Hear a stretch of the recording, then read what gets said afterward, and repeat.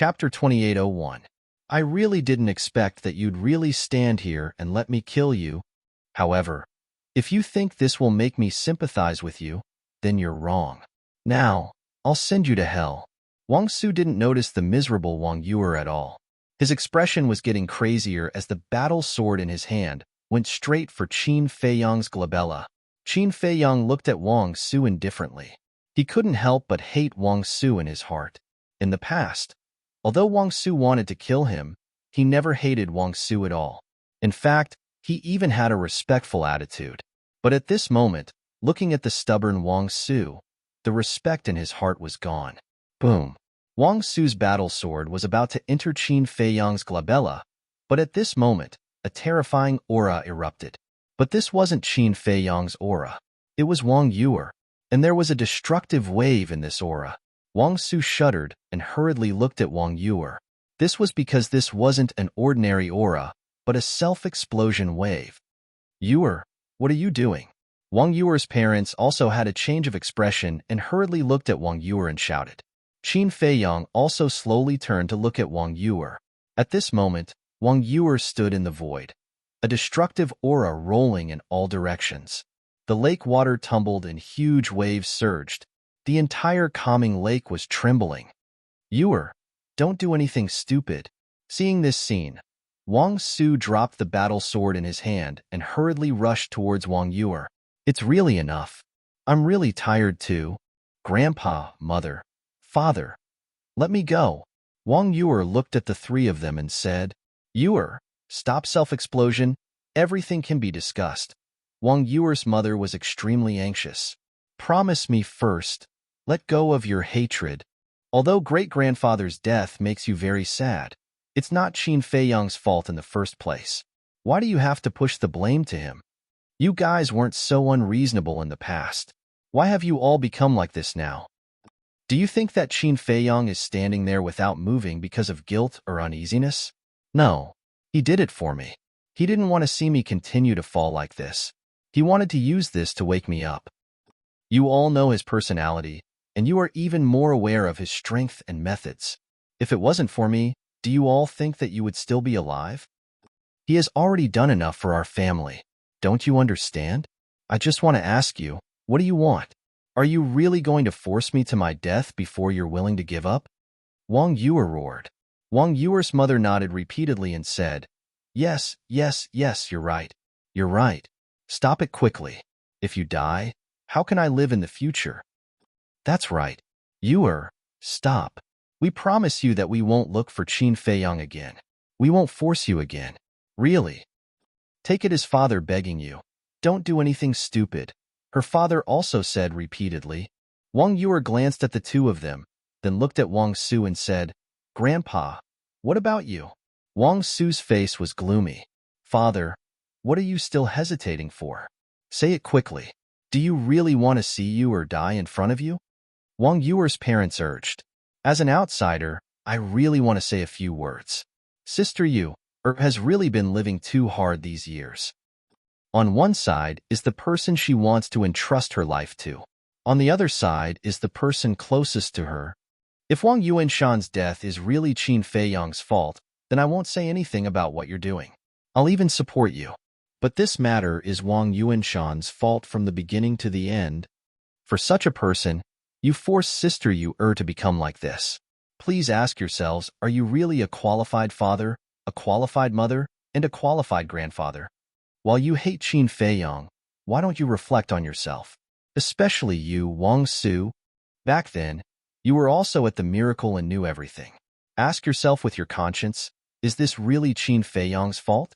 Gongsun Bei sighed softly and walked over step by step. Hearing these words, Wang Su and the other two were silent, and they finally realized the harm to Wang Yuer. Yuer, stop. Gongsun Bei walked to Wang Yuer and smiled. Brother Gongsun. Wang Yuer's momentum dissipated, and then she lay in Gongsun Bei's arms and cried bitterly. Don't cry. Everything will be fine. Gongsun Bei patted Wang Yuer's shoulder and comforted her softly. Little Qinzi, are you stupid? Just these small fries. I can send them to the Western Paradise with a flick of my finger, and they even made her like this. I think you're just itching for a beating. White-eyed wolf also flew over and scolded Qin Feiyang. Qin Feiyang smiled faintly. What are you laughing at? Just looking at your brother makes me angry. White-eyed wolf glared at him and said angrily, Why aren't you taking the divine life pill? Qin Feiyang shook his head, took out a divine life pill and a spiritual sea pill, and threw them into his mouth. His broken sea of qi and broken arm immediately began to repair. White-eyed wolf looked at Wang Su with an extremely unfriendly look and said, Have you vented enough? Hearing White-eyed wolf's tone, Wang Ziqing and the other's eyelids suddenly twitched. This brother wolf was not as easy to talk to as the young master. Wang Su looked at White-eyed wolf, his eyes flashing coldly. Boom! A monstrous ferocious aura suddenly rushed out of White-eyed wolf's body and instantly enveloped Wang Su and the other two. The three immediately felt a fatal crisis in their hearts. Enough. Qin Feiyang patted White-eyed wolf's head. I didn't say I was going to kill them. I just wanted to show them our current strength. White-eyed wolf snorted and looked at the three. With your poor cultivation, I can kill you thousands of times with just a breath. Speaking of this, White-eyed wolf paused and sneered. So, not to mention that little Qin Zi is right. Even if he is wrong, you can only bear with it. After that, White-eyed wolf withdrew his ferocious aura and looked at the three with disdain in his eyes.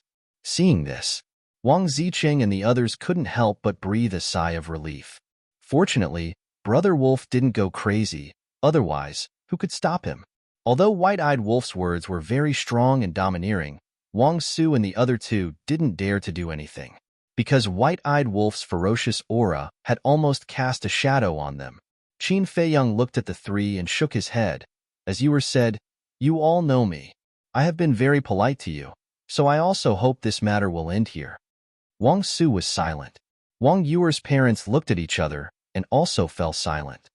In fact, the reason is very simple.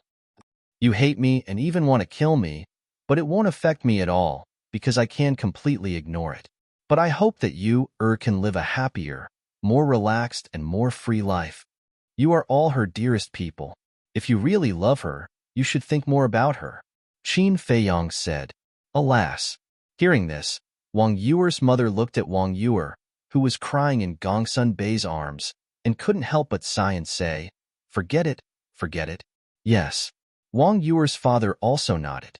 Over the years, they didn't realize that some inadvertent restrictions and some self-righteous decisions, which they thought were for their daughter's good, had caused so much harm to her. How could they make up for this harm? Daughter, I'm sorry. We've never thought about your feelings and made you suffer so much. Don't worry, we won't force you to do anything in the future. Even if you really get together with Qin Feiyang, we won't stop you. As long as you're happy and happy. The couple walked behind Wang Yuer, their eyes full of self-blame and guilt. Mother, father. Wang Yuer's delicate body trembled, and she turned to look at the two of them. Her tears were even more uncontrollable. Hundreds of years. Although a few hundred years was just a blink of an eye to cultivators, to her, every day felt like a year. And now, it was finally over. You've suffered all these years. The woman raised her hand and tidied up the messy hair on Wang Yuer's forehead. No, no. Wang Yuer shook her head and threw herself into her mother's arms, crying non-stop. But this time was different. This time, it was tears of joy, tears of relief. Wang Ziqing looked at Wang Su and said with a smile, Old Master Wang, it's time for you to say something. After all, you're the head of the family, and you've seen how happy Yuer is now. I believe you don't want to see her again. Return to your previous state. Let us see your demeanor and elegance back then. We've always believed that you're a sensible old man. Barbarian Bull and the others also spoke. Wang Su looked at everyone present. Not only Wang Ziqing and the others, but even Gongsun Bei and Wang Yuer's parents looked at Wang Su encouragingly. Wang Su, don't make us look down on you. The monkey-faced old man and the hook-nosed old man, who had been silent, also spoke at this time. Wang Su looked at the two of them, then at everyone, and finally at Wang Yuer. Wang Yuer also looked at him with anticipation. Wang Su took a deep breath and turned to look at Qin Feiyang. All right, let's end this matter here. But remember, I'm not doing this because I'm afraid of you. I'm doing this for Yuer's sake. Qin Feiyang smiled. Was this important? Of course not. As long as these grudges could be resolved and Wang Yuer could be reborn. And, if you want to get married, it'll never happen unless I'm dead. After saying that, Wang Su turned around and left without looking back. Everything is fine now. Why are you still stopping them? If you want me, we should immediately choose an auspicious day and hold their marriage. Maybe before we leave, we can even give birth to a fat boy for you. The white-eyed wolf was displeased. What are you shouting for? Qin Feiyang secretly glared at it. The white-eyed wolf said in surprise, Didn't you say that you wanted to propose marriage? Qin Feiyang was speechless. Gongsun Bei secretly laughed. Brother wolf, you don't understand this. What? The white-eyed wolf was puzzled. The marriage proposal is just a fuse used to ignite the anger of Wang Su and the others. Gongsun Bei transmitted his voice. Fuse? The white-eyed wolf was stunned. That's right. Wang Su and the others hate Qin Feiyang to begin with. How will they react when Qin Feiyang suddenly proposes to marry Yuer? They'll definitely be very angry. If they're angry, they'll naturally lose control and attack Qin Feiyang. And this is Qin Feiyang's purpose. He wants to make use of this to make Yuer's inner emotions completely erupt. After all, Yuer has always been deeply in love with Qin Feiyang. Seeing Qin Feiyang being beaten up like this, she definitely can't control herself. And the result is as you saw, using self-destruction to threaten Wang Su and the other two. Let's talk about Wang Su and the other two. What do they care about the most? Of course, it's Yuer. Can they be indifferent when they see Yuer self-destruct? Definitely not. They'll stop and persuade her. At this time, Yuer will also say what she's been hiding in her heart. In the end, when all of us stand out to help persuade them, they can't help but reflect on themselves. Why did they come to this point today? As long as they reflect, they'll naturally be able to find the root of the problem and realize the harm they've caused to Yuer over the years. Then, this grudge can be resolved, Gongsun Bei explained secretly. I see. The white-eyed wolf suddenly understood and asked suspiciously, Wait, why do you say it can be resolved? Of course, this depends on Wang Su and the other two. If they insist on having their own way and hate Qin Feiyang to the end, it naturally can't be resolved. Fortunately, the three of them haven't been blinded by hatred and let all of this finally come to an end. Gongsun Bei smiled with relief. This was not only a nod in Wang Yuer's heart, but also in his. He had always regarded Wang Yuer as his younger sister. Seeing Wang Yuer getting more and more depressed, he naturally felt uncomfortable in his heart. Now that Wang Yuer was free, of course, he was relieved. Chapter 2802. Dust settled? White-eyed wolf pursed his lips and said, What kind of dust settled? Only when they get married will it really be dust settled. Marriage. Gongsun Bei looked at Qin Feiyang and Wang Yuer. If they could really get married, it would really be a perfect ending. However, even if Wang Su agreed, Qin Feiyang probably wouldn't have this idea. Although Qin Feiyang had tried to accept Yuer back then and might have some feelings for her in his heart, hundreds of years had passed. Hundreds of years were enough for Qin Feiyang to forget this little bit of feelings. As expected, Qin Feiyang's current attitude towards Yuer should only be that of a pure friend. So it was almost impossible for them to get married. He only hoped that Yuer wouldn't take Qin Feiyang's marriage proposal too seriously. Thinking of this, Gongsun Bei was inexplicably worried again. If Yuer took it seriously, wouldn't Qin Feiyang be in a dilemma? If Qin Feiyang refused, wouldn't it hurt Yuer again?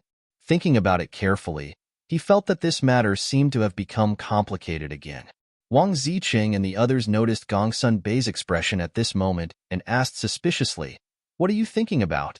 You look uneasy. Gongsun Bei sighed softly and secretly expressed his worries. Don't say it. There's really this possibility. Wang Ziqing and the others couldn't help but shudder when they heard this. At the same time, Wang Yuer's parents also looked at Wang Yuer worriedly. But the problem they were worried about was different from the problem Gongsun Bei and the others were worried about. They were worried about Wang Su's attitude. Wang Su directly said that the two were not allowed to get married unless he died. This undoubtedly cut off Wang Yuer's thoughts.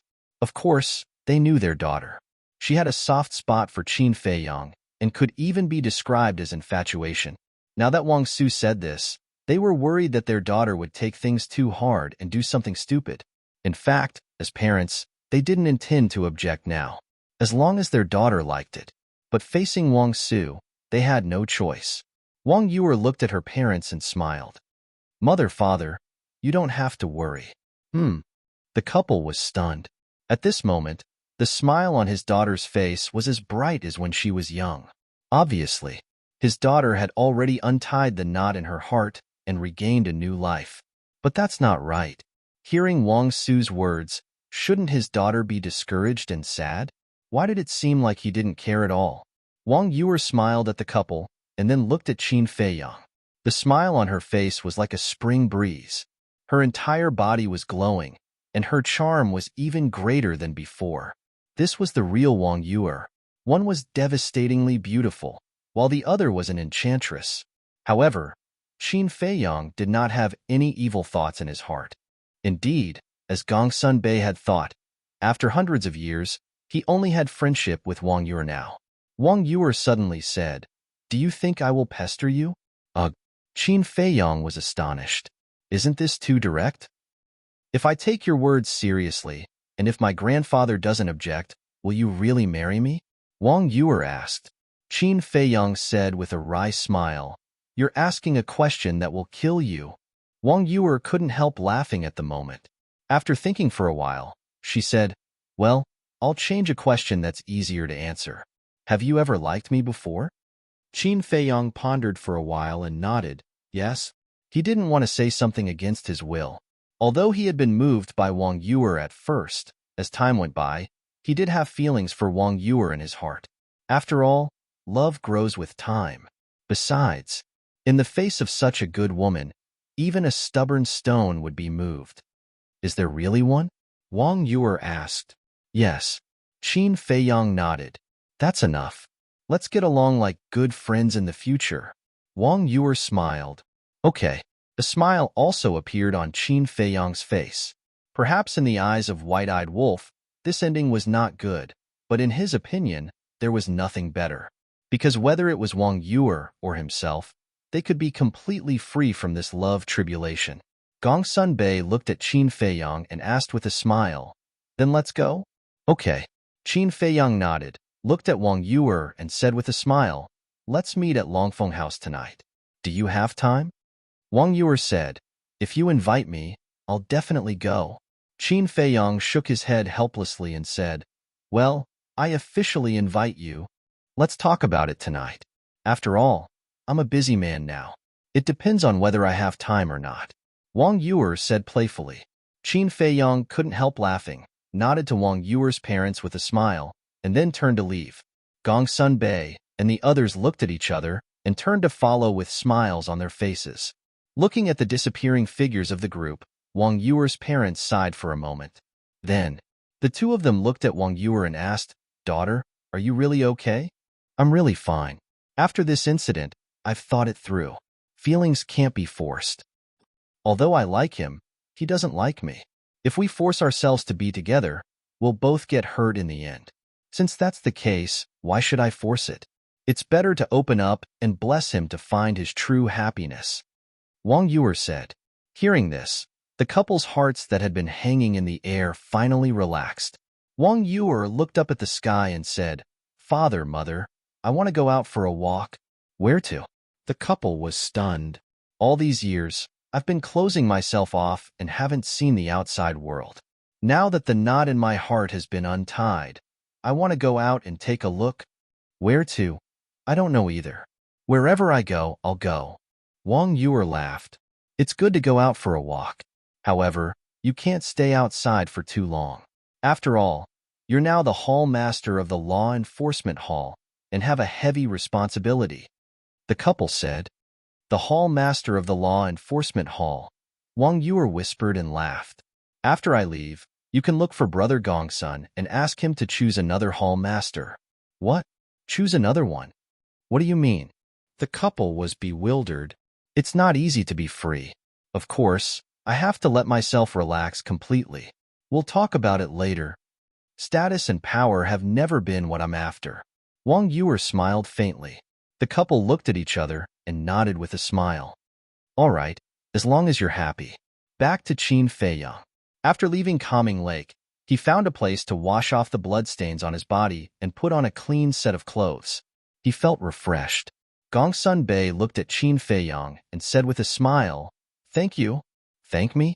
Qin Feiyang was slightly taken aback and asked suspiciously, "Thank me for what?" "Thank you for helping Sister Yuer untie the knot in her heart," Gongsun Bei said. Qin Feiyang shook his head and said with a smile, "This matter happened because of me. If there's anyone to thank, I should be the one thanking you. Thank you for taking care of her all these years. I see her as my sister. It's my duty to take care of her." Gongsun Bei shook his head. "Can you guys not be so polite? She's not an outsider." Wang Zicheng was speechless. Haha, Qin Feiyang and Gongsun Bei looked at each other and could not help but laugh. After strolling for a while, Qin Feiyang suddenly asked, "How's Pei now?" "Him. Pretty good. And all these years, with his own ability, he has managed the Divine Python tribe well. Excluding the Sky Tiger tribe, the current Divine Python tribe is already the strongest tribe on the Forgotten Continent," Gongsun Bei said. "It's all within my expectations." Qin Feiyang smiled. He had always admired Pei and expected that this person would definitely have amazing achievements. As for the Sky Tiger tribe, needless to say, Yinwei used to be his subordinate, and because of this, the Sky Tiger tribe's status rose. No matter how strong the other tribes were, they would not dare to be presumptuous in front of the Sky Tiger tribe. "To be honest, I want to kidnap this kid to the main tower now. If he joins, I believe that the main tower will definitely become stronger in the future." Gongsun Bei smiled. "That shouldn't be possible. After all, the Divine Python tribe is his home," Qin Feiyang said. "That's what I'm thinking. But sooner or later, we have to find time to talk to him," Gongsun Bei said. Qin Feiyang pondered for a while and asked, "Why don't we go and see him now?" "Now?" Gongsun Bei was stunned. "Although I know many people on the Forgotten Continent, there are only a few who left the deepest impression. Pei is one of them. It's rare for me to come back. I have to go and see this old friend." Qin Feiyang smiled. "All right then." Gongsun Bei opened a teleportation gate and a group of people filed in. The next moment, they descended above a mountain range. In the mountains, ancient trees towered into the sky and ferocious beasts ran rampant. There was a huge city in front that emitted an ancient aura. That was the Divine Python tribe. The monkey-faced old man said, "If you don't want to cause a commotion, let Wang Zicheng go and get Pei here." "Why me? I'm not an errand boy." Wang Zicheng was displeased. "You have a problem with me just going to get Pei?" The monkey-faced old man was stunned. "Of course. Viper is here and so is Barbarian Bull.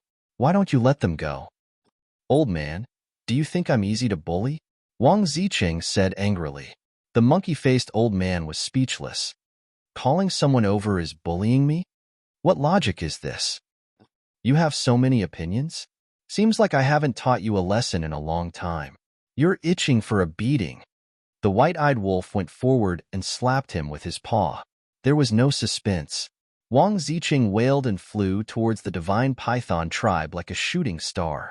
When Big Barbarian Bull and the rest saw this scene, they all had gloating faces. "Why don't you take a look at who's here? How dare you be so arrogant? You're just asking for it. Humph. You're just relying on the fact that you're stronger than me. Just you wait. Once I catch up to you and surpass you, I'll teach you a lesson." Wang Zicheng muttered under his breath, his face full of displeasure. Chapter 2803. Whoosh. Soon, Wang Zicheng flew out of the Divine Python tribe with a young man. The man was handsome and looked about 25 or 26 years old.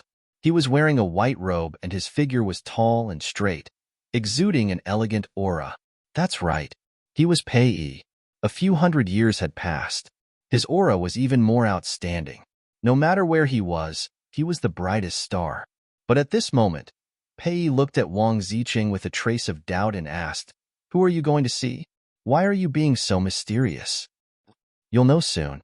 Wang Ziqing then pointed to the mountain in front and said, "Look, they're all there." Pei looked up and saw Qin Feiyang and the others standing at the edge of the cliff. However, at this moment, Qin Feiyang turned around and could only see their backs. Besides, he had completely concealed his aura. The white-eyed wolf was nowhere to be seen. Where was he hiding? Huh.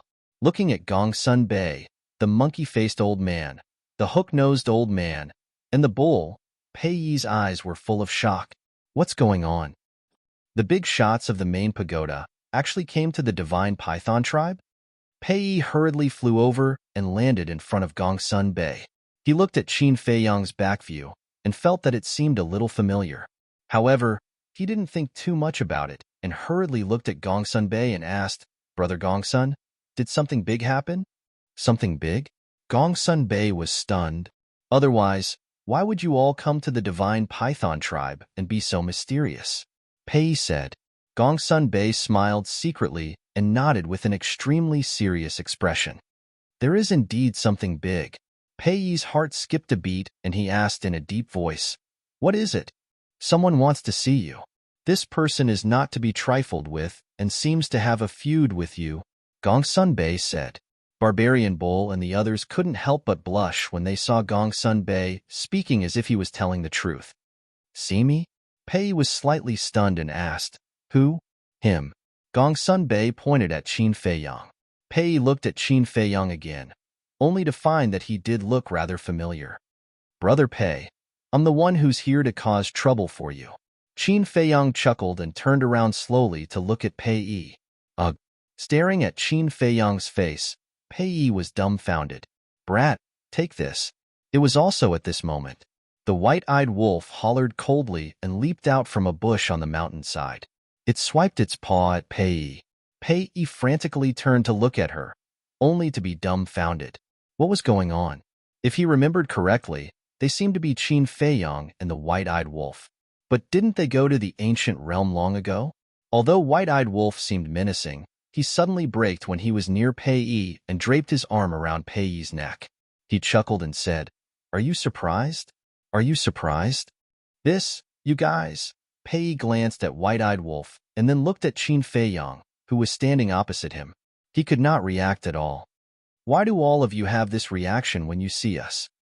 I know you miss us very much, but can't you calm down?" The white-eyed wolf was helpless. "This is not a matter of being calm. You guys appeared too suddenly. At least let us know in advance." Pei Yi smiled bitterly and looked at Gongsun Bei and the others. He said helplessly, "And you guys, you actually joined forces to scare me." How could he remain calm when he suddenly saw his old friends whom he had not seen for years standing in front of him? Haha, Gongsun Bei and the others could not help but laugh. "How is it? Are you doing well now?" Qin Feiyang asked with a smile. Pei took a deep breath and said with a smile, "Thanks to you. Everything is fine. What has it got to do with me?" Qin Feiyang shook his head. "Of course it has something to do with me. We're friends. Because of this, Brother Gongsun, as the chief tower master, will naturally take special care of the divine python tribe." Pei smiled. "Don't say that. If outsiders hear this, they'll think that I'm giving special treatment." Gongsun Bei shook his head and smiled. Haha, Pei laughed and looked at Qin Feiyang. He asked, "Why did you come back?" "After so many years, I missed you guys, so I came back to visit." Qin Feiyang smiled. "Come back to visit?" Pei was slightly stunned. He looked at Qin Feiyang and the white-eyed wolf and asked, "In other words, you guys are still going to leave?" "Yes." Qin Feiyang nodded. "All right. For major figures like you, Great Qin and the Forgotten Continent aren't big enough for you." Pei shook his head and smiled. "You're making fun of us. What big shots? We're just ordinary people. I envy you. You're carefree and carefree. When you're free, you can even get together with a group of old friends to drink tea and chat. How great is that?" Qin Feiyang said. "There's nothing to be envious about, because that's how life is. When you're envious of others, others are also envious of you. Besides, Our situations and pursuits are different. Naturally, the paths we take are different. Pei smiled. That's true. Qin Feiyang nodded. Are the two of you interesting? It's not easy for you guys to get together. Why are you guys talking about such incomprehensible principles? The white-eyed wolf glared at the two of them. Haha. Qin Feiyang and Gongsun Bei looked at each other and laughed. Pei asked, how about it? Shall we take a walk in the tribe?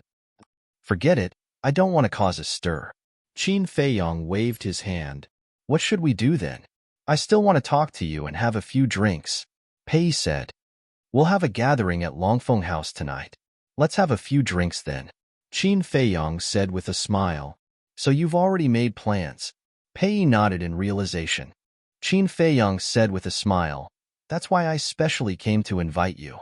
I wonder if Brother Pei will do me the honor? You rascal. Pei shook his head and laughed. Even if he didn't, he would still take the initiative to visit Qin Feiyang when he knew that he would be at Longfeng House tonight. This was because he had always treated Qin Feiyang as a true friend, one that didn't have any beneficial relationship with him. This kind of friend was the purest. All right then, we'll go to other places and wait for you at Longfeng House tonight, Qin Feiyang said with a smile. Okay. Pei nodded. Also, Qin Feiyang said again, go ahead. Pei smiled. Qin Feiyang waved his hand, and a crystal meridian and a spirit meridian appeared. What's this? Pei was surprised. This is a crystal meridian and a spirit meridian. It'll be of great help to your cultivation. Take it as a token of appreciation between friends. Don't mind. Qin Feiyang said with a smile. Mind? Pei smiled bitterly and shook his head. How can I mind what you give me? However, although I don't know what the crystal meridian and spirit meridian are for, I can tell at a glance that they're not ordinary items. I'm really a little. Before Pei could finish, Qin Feiyang waved his hand and said with a smile, since we're friends, don't stand on ceremony with me. Besides, I've already given you 10 crystal meridian and spirit meridian. Since you've already said so, if I still refuse, I'll seem too pretentious. Okay, then I'll accept it. Pei nodded. There's more. Qin Feiyang took out a legendary divine artifact and a supreme divine art. He smiled and said, this is for you too? This? Pei looked at the divine art and divine artifact and said, I'm a little flattered that you're giving me these gifts as soon as you come back. Enough. Don't be like a girl. This is a legendary divine artifact and a supreme divine artifact. It's more than enough to be the most precious treasure of the divine python tribe. White-eyed Wolf said, Okay.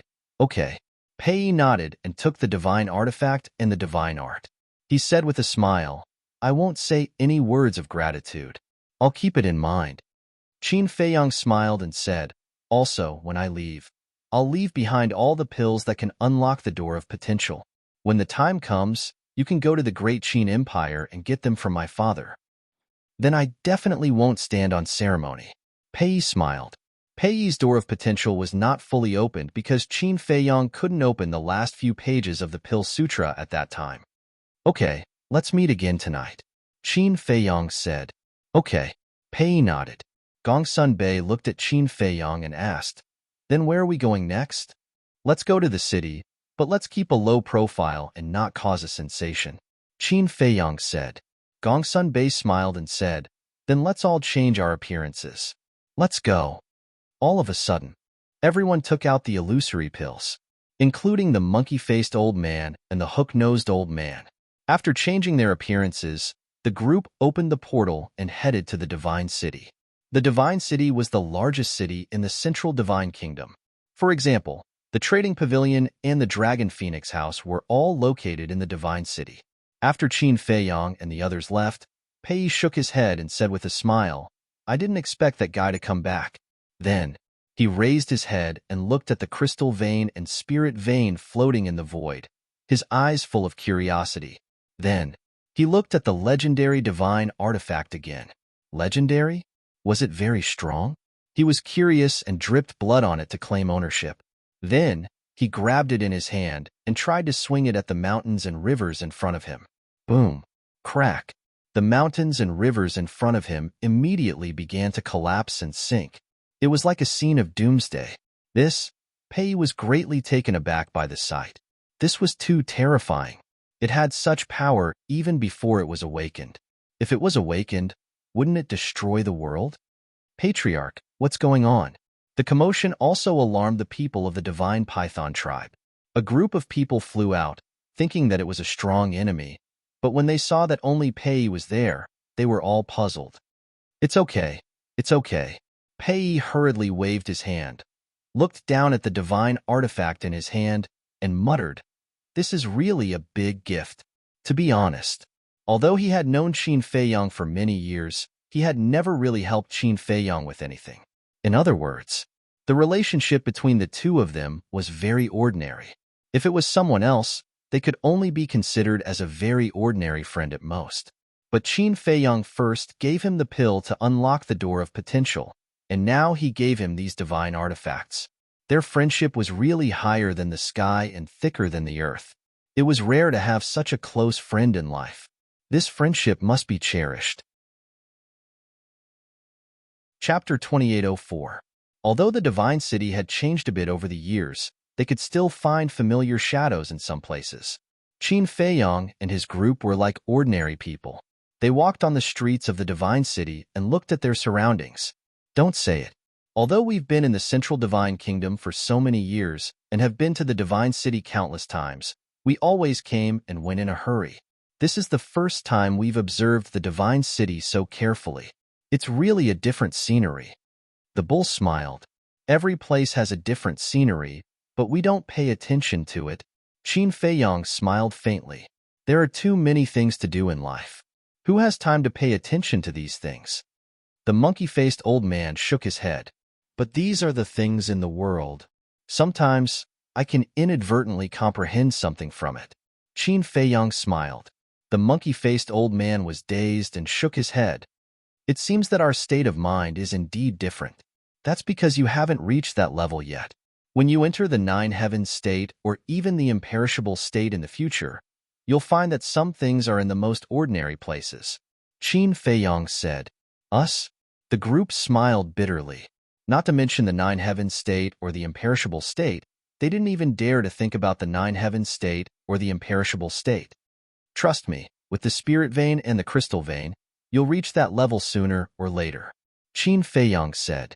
The hook-nosed old man smiled. Okay, then we'll look forward to that day. Time flew. The sun gradually set. The red lanterns on both sides of the street lit up.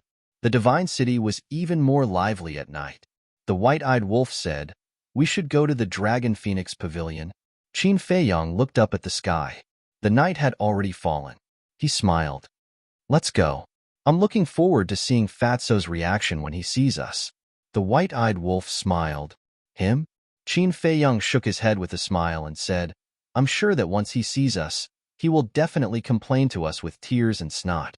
Then, when we sympathize with him, he will ask us for gifts. Huh. You really know him well. Gongsun Beida laughed. Qin Feiyang said, We've been brothers for so many years. How could I not understand? Half an hour later, a luxurious restaurant came into the sight of Qin Feiyang and Qin Feiyang. That was the Longfeng Pavilion. At this moment, there were many people surrounding the Longfeng house. Among these people, there was no lack of outstanding young people. Everyone looked at the tightly shut doors of the Longfeng Pavilion, their faces filled with suspicion. What's going on today? The Longfeng Pavilion actually closed its doors and rejected guests. Don't you know? At noon, the steward of the restaurant announced that the Longfeng restaurant has been reserved for the night, and no one is allowed to enter. Reserved? Who's so rich? You can book the entire Longfeng Pavilion? Then I don't know. I heard that this was personally instructed by old Senior Yi. Yi Shu? Yes. It can't be. Yi Shu personally instructed. Doesn't that mean that even Yi Shu has to respect the person who booked the Longfeng Pavilion? Isn't that so? But we didn't manage to find out the identity of this person. Everyone was discussing. Creak. Suddenly, the tightly shut doors opened. Two waiters walked out and stood on both sides of the door. Brothers, do you know who's the one who booked the whole place? One of the young men in luxurious clothes immediately ran over, looked at the two waiters, and asked doubtfully, We don't know either. so don't ask. Also, I'll have to trouble everyone not to surround this place. The attitude of the two waiters was not bad as they smiled warmly. So mysterious? Everyone was even more curious. All right, don't block the way. Quickly get out of the way for this young master. Suddenly, behind the crowd, a loud shout sounded. Everyone turned their heads and saw one 7-meter-tall fatso, who was wearing a purple robe and had a big belly, walking over with his head held high and his chest puffed out. This fatso looked to be around 20 years old, but his face was full of arrogance. Moreover, although he looked a little arrogant and domineering, the aura he exuded was very strong. A 5-star war master. Situ Feiyang. When everyone saw Fatso, their expressions changed slightly as they hurriedly retreated to the side. Beside Fatso, there was a man and a woman. This man and woman were Lu Xiaofei and Lu Xiaojia. Behind the three of them, there were 10 guards. They were all wearing cold black armor, and their faces were expressionless. They looked extremely cold. Their cultivation was even stronger, and they were all 9-star war emperors. At the same time, Qin Feiyang and the others also walked to the back of the crowd and immediately looked at Lu Xiaofei and the others. Isn't that Xiaofei and Xiaojia? The white-eyed wolf muttered. Qin Feiyang looked at Lu Xiaofei and his sister, then looked at Fatso and said, "From the looks of it, that little Fatso is Situ Feiyang. Damn, look at his smug look. He's exactly the same as his father." The white-eyed wolf was speechless. Qin Feiyang laughed. Not only are their personalities the same, their figures are also similar. This is what you call a biological son. I only hope that when they have a daughter in the future, she won't look like Fatso. Otherwise, how will she get married in the future? The white-eyed wolf laughed sinisterly. Is there anyone who talks like you? Qin Feiyang was speechless. But then again, Fatso must have accumulated good karma in his previous life to get such a capable and beautiful wife like Li Yin. Didn't I already say so? This Longfeng house has already been booked for tonight. What are you all still doing here? Looking at the monkeys? Situ Feiyang walked through the crowd and slowly turned around to look at the people around him as he shouted, "Damn Fatso, are we hindering you by standing here?" A well-dressed young man said angrily, "Of course you're hindering this young master because you'll affect this young master's mood." Situ Feiyang said arrogantly, "Mood? Can you go in?" Looking at his smug look, many people couldn't help but look at him in disdain. Are you all stupid? If I can't go in, why would this young master come to the Longfeng house? Situ Feiyang's face was full of disdain. What? You can go in? So, you're the one who booked the whole place? Everyone was stunned. Me? Situ Feiyang was stunned and shook his head. Although this young master is very familiar with Old Man Yi, I don't have the ability to book the entire Longfeng house. Then why did you say fart? Everyone immediately rolled their eyes. Fuck. Although this young master can't book the whole place, this young master is still one of the invited VIPs. What about you guys? You can only stand outside and stare. So, you guys are not on the same level as this young master. Situ Feiyang raised his head and his nose to the sky. That posture was really carved from the same mold as Fatso. He's indeed a little arrogant and domineering. Qin Feiyang shook his head. That's his personality. However, he's quite a good person. He's also very respectful to us old people. The monkey-faced old man smiled. It's fine as long as he's not a playboy. Qin Feiyang smiled. Does he dare to? You don't know. When this Li Yin is fierce, she's even scarier than a tigress. Wang Ziqing said. It can't be, right? Qin Feiyang and the white-eyed wolf looked at each other. In their memory, Li Yin was a well-educated and well-mannered young lady. Why not? I remember that a few years ago, Situ Feiyang went to a brothel and fooled around with a group of bad friends. Li Yin found out. After Li Yin learned about it, she immediately sent someone to capture him. Later, this kid was so miserable that he was directly beaten up and had to lie in bed for half a month before he could get up. Wang Ziqing said. Qin Feiyang was stunned. This was really valiant. So, even if this kid was given 100 guts, he wouldn't dare to be a playboy. At most, he would just flaunt his power with his mouth. Wang Ziqing shook his head. That's not bad. Qin Feiyang nodded. After all, Li Yin is also from a wealthy family and is used to seeing those playboys. Naturally, she doesn't want her descendants to become like them. Let's talk about it later. For example, young people like Situ Feiyang and Lu Xiaofei, because of our generation, were born to be favored by the heavens. Such people naturally have to be educated well and be good examples for other young people. Only then can we, the elders, be proud.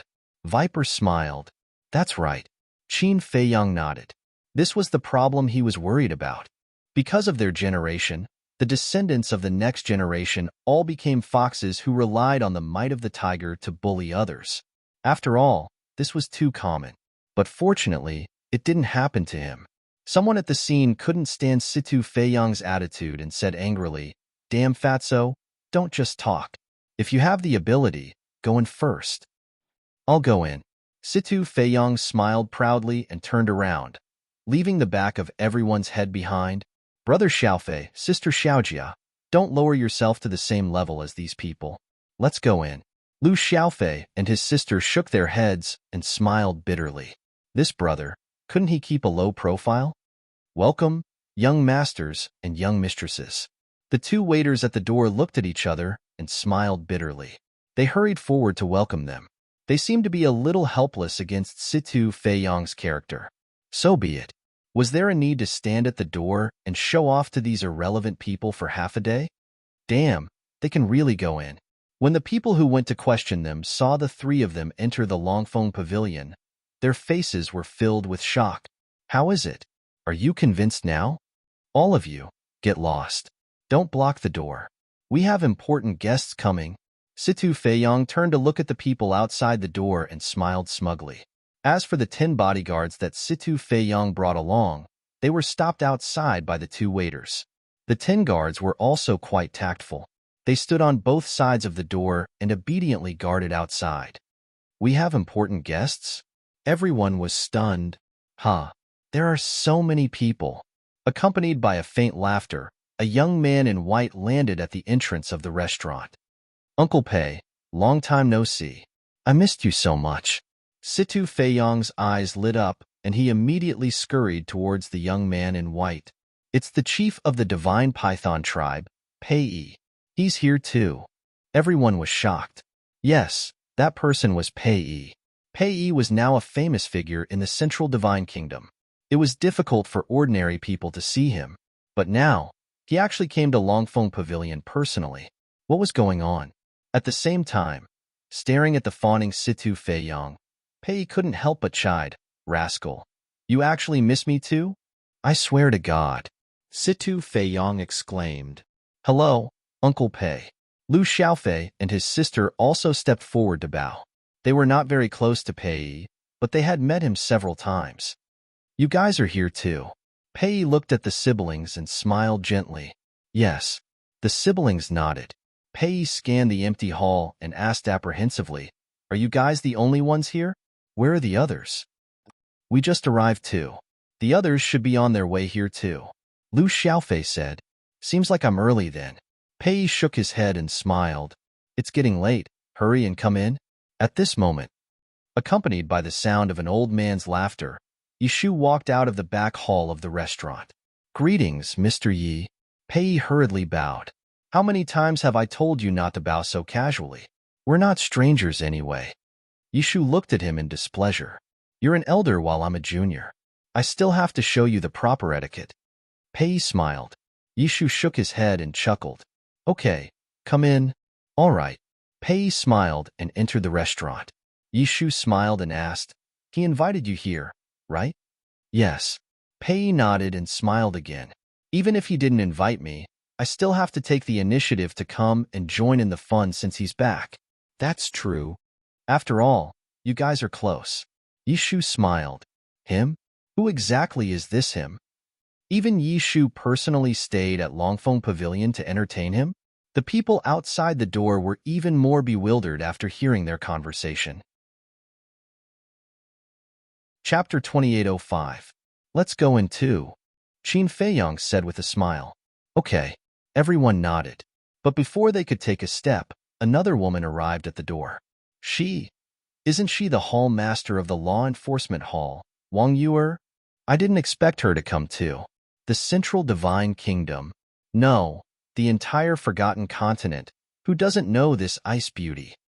It's usually difficult to even see her, but now she actually came to the Longfeng Pavilion in person? Everyone was in disbelief. Wang Yu naturally wouldn't show off like Situ Feiyang and directly entered the 9th floor. You're here too. Yishu looked up at Wang Yu and smiled. Yes. Wang Yu nodded. Pei glanced at Yishu and then at Wang Yu and said, Old Master Yi, why aren't you surprised by her arrival? You still don't know. Qin Feiyang has already put an end to this matter. Yishu smiled secretly. Ended? Pei was stunned and asked suspiciously, How did it end? I've only heard about it. I don't know the details. But what I can be sure of is that the feud between Qin Feiyang and Wang Yu has indeed ended. Otherwise, she wouldn't have come to the Longfeng Pavilion now. Yishu smiled secretly. That's true. But the root of this feud is still Wang Su. He has to say it. Pei said. Wang Su has already said it. Yishu smiled faintly. It seems that it has indeed been completely ended. Pei smiled secretly. What are the two of you muttering secretly about? Wang Yu looked at the two of them suspiciously. Of course, I'm saying that you're beautiful and capable. Especially now, you can charm people with a smile. Pei said with a smile. Wang Yu was stunned and speechless. Why didn't I realize before that you're so glib? That's because you were too cold in the past. I didn't dare to get close to you. Pei said. Wang Yu was helpless. Haha, this is truly a joyous occasion that makes one feel refreshed. Suddenly, another hoarse laughter rang out, and a white-haired old man appeared out of thin air in front of the restaurant. Greetings, elderly. Wang Yu and Pei immediately stepped forward to greet him. Grandpa. Great-grandfather. Situ Feiyang and Lu Xiaofei also ran up to the old man. You three little fellows run faster than anyone else. The old man rubbed their heads affectionately before turning to look at Wang Yu and Pei. You're all powerful figures in the forgotten continent now, and you've all been entrusted with important responsibilities. I'm just a nobody, and I can't accept such a great gift from you. Pei shook his head and chuckled. You must be joking. No matter what, we're still your juniors. Brat, you have a conscience. The old man laughed and walked into the restaurant. He asked, Elder Yi, is the banquet ready? I don't think I invited you. Yishu looked at the old man with displeasure. Can't I come without an invitation? The old man was not angry at all, and his face was pleasant. Yishu shook his head and said with a smile, Everything is ready. We're just waiting for the main character to appear. The old man asked, Where is the main character now? I don't know. Yishu shook his head. The old man then looked at Wang Yu and Pei. I don't know either. Pei said. Wang Yu shook her head too. The old man looked at Lu Xiaofei and the other two and asked, You guys don't know either? No. The three of them shook their heads. This kid likes to be mysterious? The old man was stunned. Oh my God. He's actually here too. Yeah. This is too shocking. Who is he? He doesn't seem to be very powerful, but why does he seem to have a powerful background? You mean you're not from the Divine City? Yes. It's my first time here. No wonder. This old man may have a weak cultivation level, but he was still very famous a few hundred years ago. A few hundred years ago, he was the supervisor of the Divine City's trading pavilion. His name is Li He, but he has retired in recent years and rarely appears in public. Hence, not many people remember him. However, that's not the most important thing. The most important thing is his granddaughter and grandson-in-law. Granddaughter? Grandson-in-law? Yes. His granddaughter is the current owner of the trading pavilion, Li Yin. Oh, I see. Since it's Li Yin, I won't say much about Li He's grandson-in-law. I know that. He's fatso. I think his name is Situ. Yes, Situ Tianyu. And he's Qin Feiyang's brother. That's right. But I heard that this guy is very henpecked. That can't be. He's Qin Feiyang's brother. Why would he be henpecked? Isn't Qin Feiyang's brother afraid of his wife? I reckon that even Qin Feiyang is a henpecked husband. The people murmured softly. Who said that Fat Lord is henpecked? Come out and see how Fat Lord will deal with you. Suddenly, an angry shout came from the back of the crowd. Everyone turned their heads to look and their faces suddenly changed. A fat man with a big head and big ears strode over. That big belly looked like it was pregnant for 10 months. He was wearing a loose golden robe and looked like a nouveau riche. However, such a fatso was followed by a petite woman. The woman was about 27 or 28 years old. She had fair skin and a slim waist, exuding the charm of a mature woman.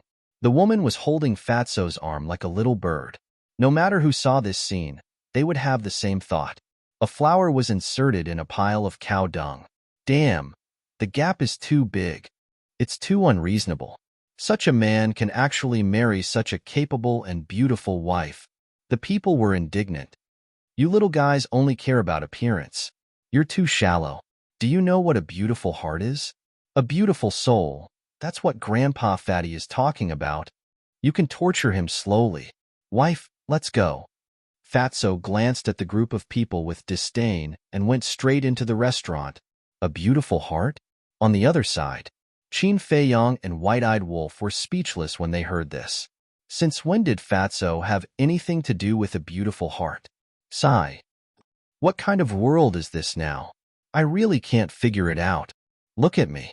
I'm so handsome, but I still don't have a girlfriend. Are women nowadays blind? Someone lamented in their heart. Brother, didn't you just say that he's afraid of his wife? But why doesn't it look like it now? What do you know? This is a sensible woman. A sensible woman will leave enough face for her man outside. It's hard to say when they get home.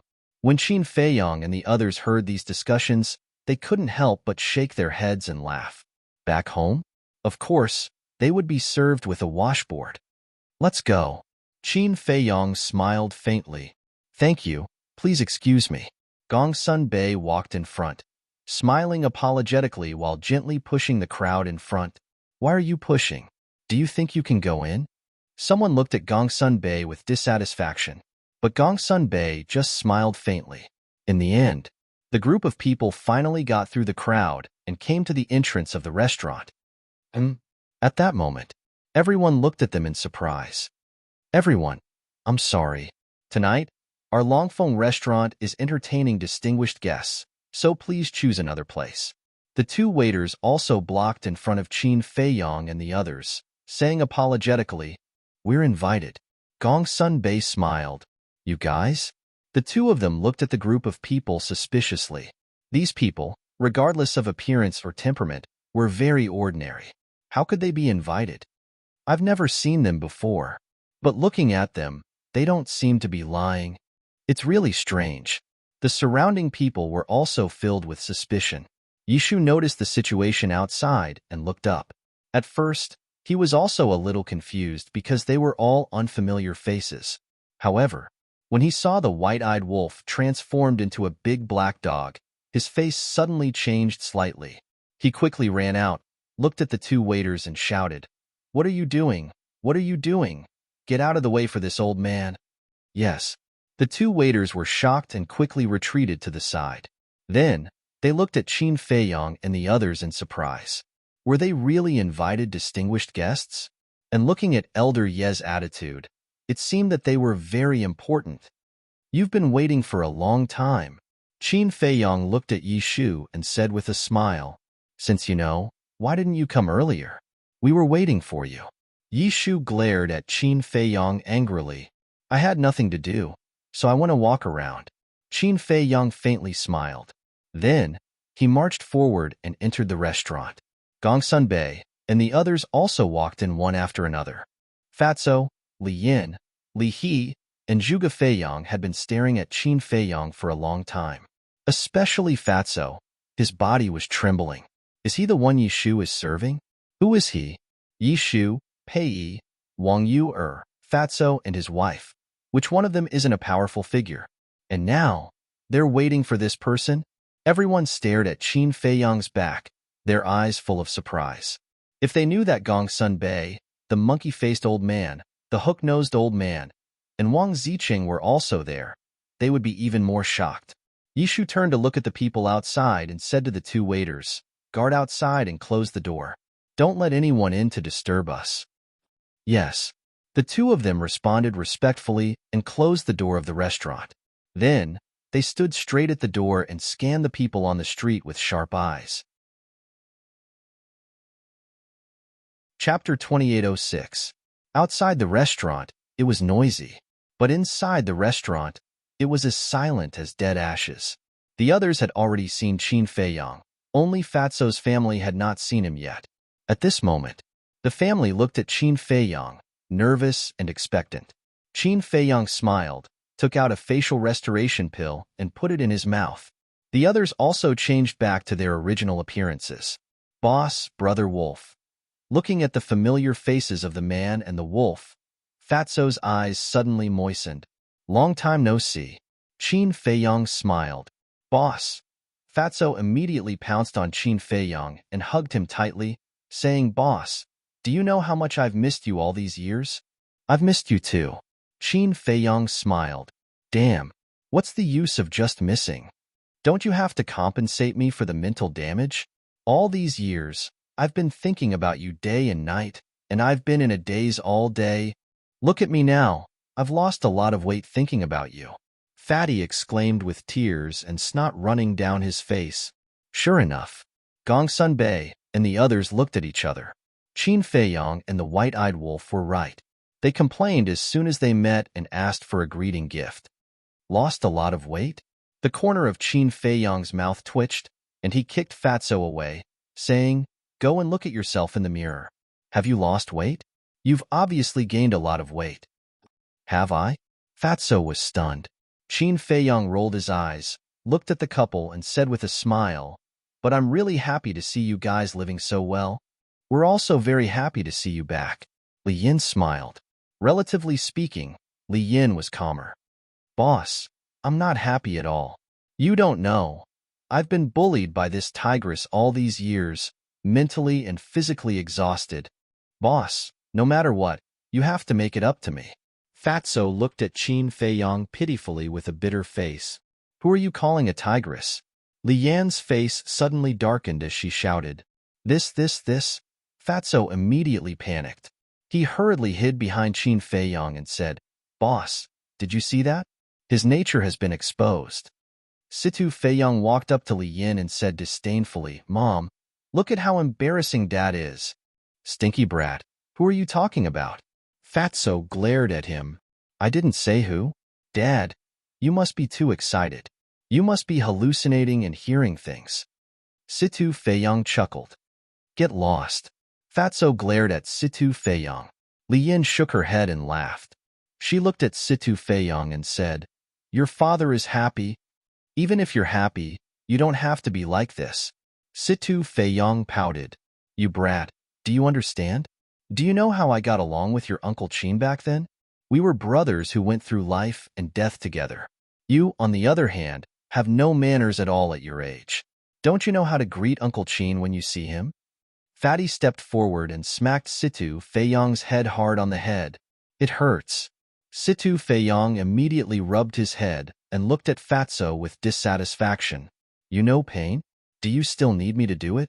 Fatso said angrily. Don't. Situ Feiyang hurriedly waved his hand and walked up to Qin Feiyang. He bowed and said, "Greetings, Uncle Qin." "What kind of bow is this?"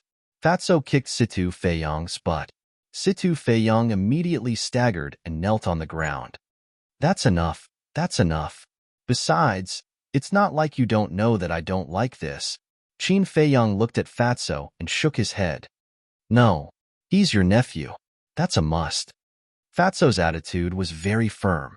He looked at Situ Feiyang and said, "Brat, do you need me to teach you what to do?" Situ Feiyang was about to cry. He lay on the ground and said, "Greetings, Uncle Qin." Qin Feiyang shook his head and smiled. He reached out and pulled Situ Feiyang up and said, "You're too much like your father." "Who the hell is like him?" "Henpecked husband." Situ Feiyang pouted. "What did you say?" Fatso immediately frowned. No. Situ Feiyong hurriedly waved his hand and said with a flattering smile, I said that you're a good man who loves his wife. That's more like it. Fatso nodded and looked at Qin Feiyong. He rubbed his hands and said with a smile, Boss, look, your nephew has already knelt to greet you. As his uncle, shouldn't you do something? Qin Feiyong's face twitched. He said speechlessly, You really have a lot of tricks up your sleeve.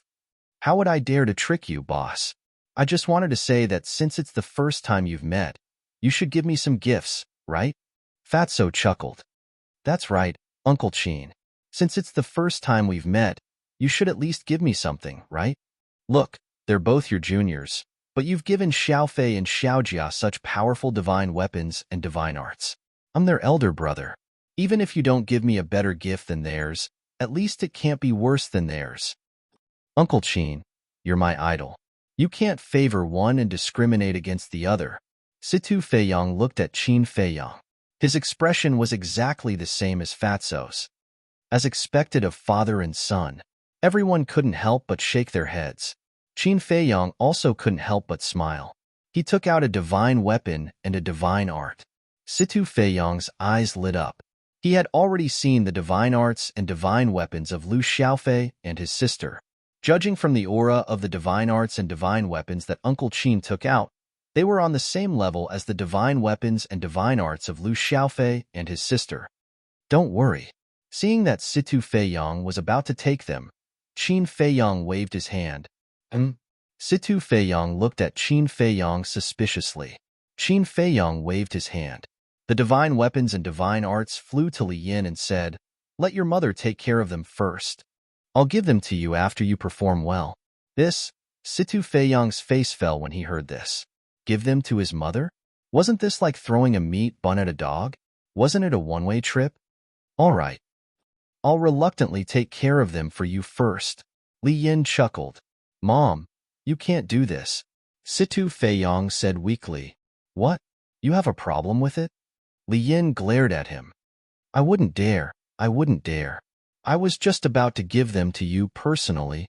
After all, I'm still so young. Why would I need divine weapons and divine arts? Situ Feiyong smiled flatteringly. You're the only one with a glib tongue. Li Yin glared at Situ Feiyong in amusement. Then, under Situ Feiyong's pitiful gaze, she put away the divine weapons and divine arts. Boss, this stinky brat already has them. As his father, I can't not have them. Fatso rubbed his hands and said with a smile, All right. Qin Feiyong nodded and took out another divine weapon and divine arts. Fatso didn't hesitate to snatch them. Qin Feiyong's eyes were sharp and his hands were fast. The divine weapons and divine arts flew to Li Yin in an instant. He said with a smile, Here. Then I'll work a little harder and take care of them for him. Li Yin said with a smile, Don't. My lord wife. Fatso hurried over, but he didn't have time. He could only watch as Li Yin put them away. Fatso was also stunned. The father and son looked like frosted eggplants. What was the difference between giving them and not giving them? Why was their life so hard? Dad, why did you fall in love with Mom back then? Why didn't you change? Situ Feiyong sighed. Maybe it was because your eyes were blinded by shit back then. Fatso shook his head. Everyone didn't know whether to laugh or cry. Li Yin and Li He were also used to it. Because this kind of situation happened almost every day. Don't say it. It was quite happy to live in such a family. All right, the banquet is ready. Let's go up. Yishu said with a smile. Lu Xiaofei looked around and asked, Where is it? Why don't I see it? Look at how impatient you are. Come with me. Yishu shook his head with a smile, turned around and walked upstairs. It's all because the food in Dragon Wind restaurant is too delicious. Lu Xiaofei followed and chuckled. Haha, as long as it's delicious. I'll fill you up today. Yishu laughed heartily. On the top floor, in a large private room, everyone sat around a table. The table was more than 10 meters in diameter, and the table was filled with delicacies. There were also dozens of jars of wine in the corner. So much wine? Old man Yi, are you going to drink until you're drunk? The monkey-faced old man was stunned. Of course. Yishu nodded, then looked at everyone and said, I'll make it clear in advance. No one can use battle chi or divine power to dissolve the alcohol. Bring it on. Do you think I'm afraid of you? The hook-nosed old man said with a provocative look. Arrogant. Don't beg for mercy later. Yishu sneered. Let's see who's going to beg for mercy later. The monkey-faced old man said. Look at the two of you. Are you planning to join forces to deal with me? Yishu looked at the two of them and frowned. Of course we'll deal with whoever's the most arrogant first, the hook-nosed old man said. Yishu said, All right, I'll accompany you to the inn today.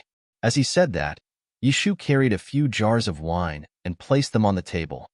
Since you're so happy, I'll join in the fun too, Lihi said with a smile. I've been waiting for you to say that. Yishu directly picked up a jar of wine and threw it to Lihi. Since everyone is in such a good mood, let's try the wine I brought back from the ancient realm. Qin Feiyong suddenly smiled. Yishu and the others immediately looked at Qin Feiyong. The wine uncle brought back from the ancient realm is a peerless divine brew. Lu Xiaofei said, Is that so? Everyone looked at him. Of course. My sister and I have already tried it. Lu Xiaofei nodded. Fatso looked at Qin Feiyong and urged, Boss, don't hide it. Take it out. Qin Feiyong smiled and said, Huayi, give me a few more jars. I really don't have any more. Huayi's voice suddenly sounded, full of anger. Don't force me to threaten you. Qin Feiyong secretly said, Fine, I'm afraid of you, okay? Huayi was extremely helpless and had no choice but to take out 50 jars of heavenly immortal wine. Straightforward. Qin Feiyong secretly smiled. With a thought, 50 jars of heavenly immortal wine immediately appeared on the ground next to him. A peerless divine brew. Is it really that exaggerated? Fatso walked over with a skeptical attitude and opened the lid of one of the jars. An intoxicating wine fragrance immediately wafted out. This wine fragrance. The eyes of Yishu and the others immediately lit up. They knew that this wine was definitely a divine brew.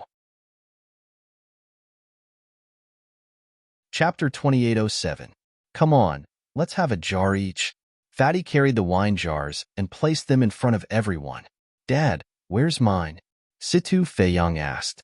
Uncle, me too. Lu Xiaofei raised his hand. Lu Xiaojia was also eager to join in. Why are all of you kids drinking? Go down and get some juice for yourselves. Fatso said.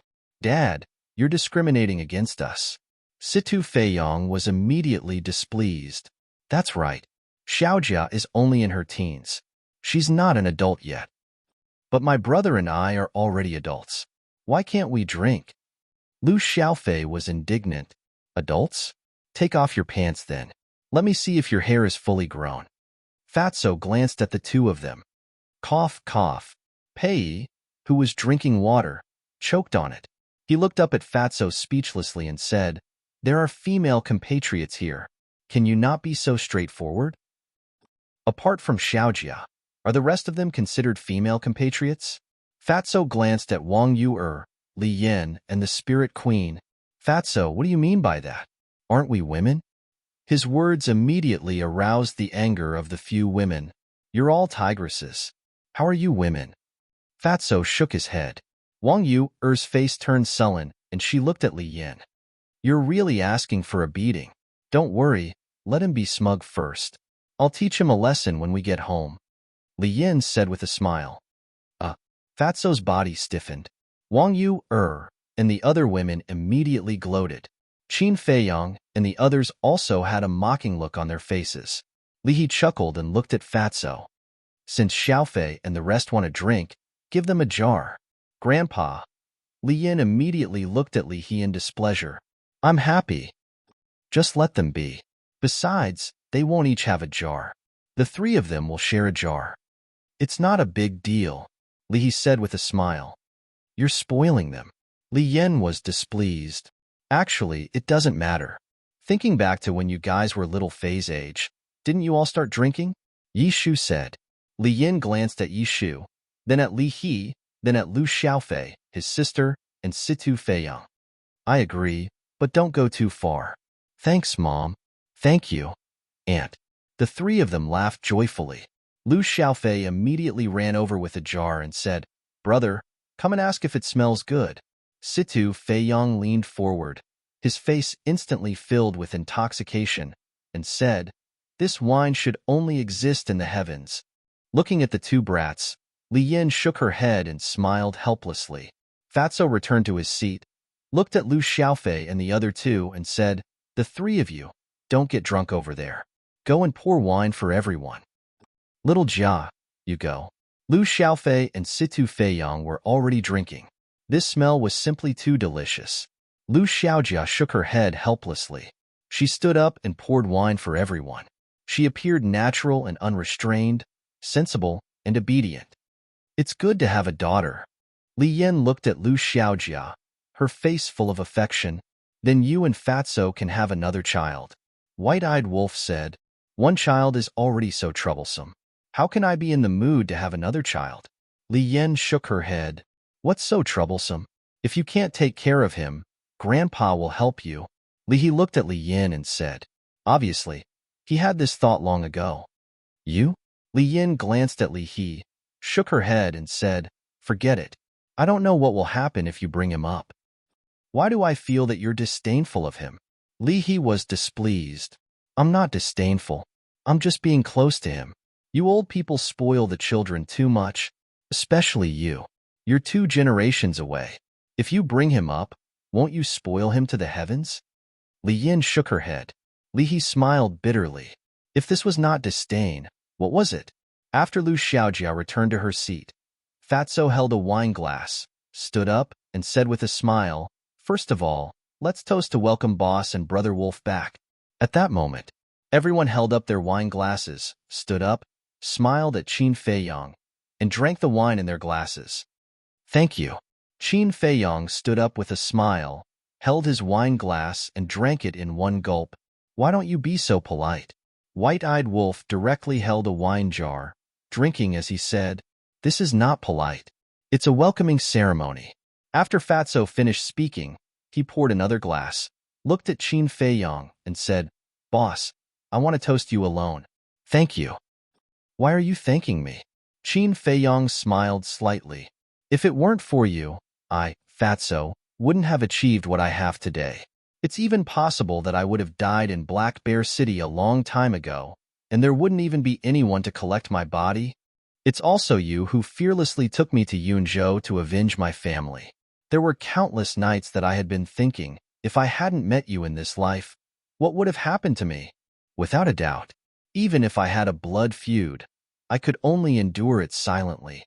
Even if I worked hard, I would only be like a dead dog, struggling at death's door for the rest of my life. Not to mention marrying such a beautiful wife, and now the status and power that others can't pursue in their lives. Really, the person I'm most grateful to in my life is you. As long as you say the word, tell me to die, and I won't hesitate." After Fatso finished speaking, he raised his head and drank it in one gulp. Qin Feiyang smiled slightly and also silently drank the wine in his glass. "The second glass is also to you. To say something pretentious, boss, you're also my idol. You're responsible, I admire you, I worship you. If I were a woman, I would definitely rely on you." Fatso laughed. "Haha, if you were a woman, then I would have to stay away from you.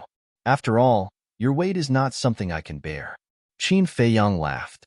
The others also roared with laughter. "Whatever you say. Anyway, I'm a thick-skinned person. Otherwise, how could I find such a beautiful wife?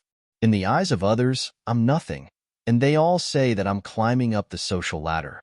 But I don't care, because I know that Yenner loves me. In short, I want to toast you for giving me a different life." After Fatso finished speaking, he raised his head and drank it in one gulp. "Actually, I also want to thank you. Thank everyone who used to be around me. For example, Lu Hong, White-Eyed Wolf, Ling Yunfei, Luo Qingzhu. It's because of your help, your encouragement, that I can be strong and walk to this day," Qin Feiyang said with a smile as he drank the wine in his cup. Fatty smiled and poured another cup of wine for him. "As for the third glass, it's to our friendship. Although now, I didn't accompany you to the ancient world in my heart, I've always silently supported you and prayed for you. I sincerely hope that the relationship between us brothers can always be like this, never depreciating or changing. In short, no matter how time changes, no matter what happens, you'll always be my boss. Fatso smiled from the bottom of his heart. You'll always be my brother. Qin Feiyong smiled slightly. Then let's toast to our rare brotherhood. Fatso laughed. Cheers. Qin Feiyong smiled. The two raised their heads and drank it in one gulp. After drinking, Fatso poured another glass, but this time, he didn't look for Qin Feiyong, but for White-Eyed Wolf. Brother Wolf, although I've been bullied by you, I know that you're good to all of us. Thinking back, as long as we encountered difficulties, you were duty-bound. So thank you. And thank you for always accompanying my boss, so that he won't feel lonely. Fatso said. Since you know that I'm good to you, why don't you drink a few more glasses? White-Eyed Wolf said. Okay. I'll drink 3 glasses in a row to show my respect. Fatty laughed heartily as he downed cup after cup. Don't drink so much. Li Yan whispered. I'm happy. It's okay. Fatso waved his hand, his eyes a little blurry. A few hundred years, for Qin Feiyong and White-Eyed Wolf, was just a snap of the fingers, but for Fatso, it was too long. Now that they finally gathered together, the joy in his heart was hard to extricate. Everyone looked at Fatso, and for a moment, they couldn't help but feel emotional. Although life became longer as one's cultivation increased, the time they spent together became less and less. So they should cherish every opportunity to get together, because no one knew when the next time would be. Okay, don't say sentimental words, just drink. I have more if it's not enough. Qin Feiyong smiled. Haha, then we won't stand on ceremony. Old man Yi, aren't you very arrogant? Come on. The monkey-faced old man held a wine glass, looked at Yishu, and teased. Don't worry, you'll definitely go back tonight. Yishu glanced at him, then looked at Qin Feiyong and said, Feiyong, I'd like to toast you too. Thank you for taking care of Miss and Rushuang all these years. It's what I should do. Qin Feiyong smiled. There's no such thing as should, only willing. Some people don't even take their biological parents seriously, but you're different.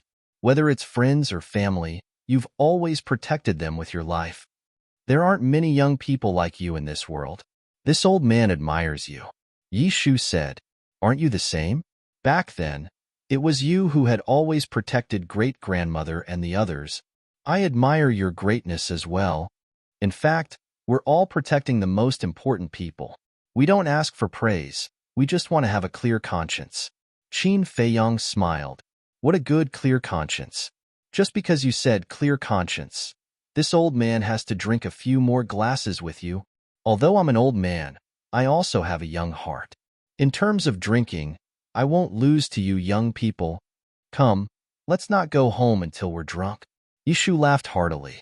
Qin Feiyong smiled, picked up the wine glass in front of him, and gently clinked it with Yishu's. Immediately, the two of them raised their heads and drank in one gulp. The atmosphere was very harmonious. Everyone said whatever they wanted, without any restrictions or concerns. The fragrance of wine, laughter, intertwined, forming a happy picture. Chapter 2808. The next morning, Qin Feiyong got up from a bed, rubbed his aching forehead, and looked around in confusion. Where was this? At this moment, he was in an unfamiliar bedroom. The decoration of the bedroom was quite luxurious. Outside the bedroom, there was a separate tea room, and an exquisite tea set was placed on the coffee table. Outside, there was a restaurant. This should be a restaurant, Qin Feiyong mumbled.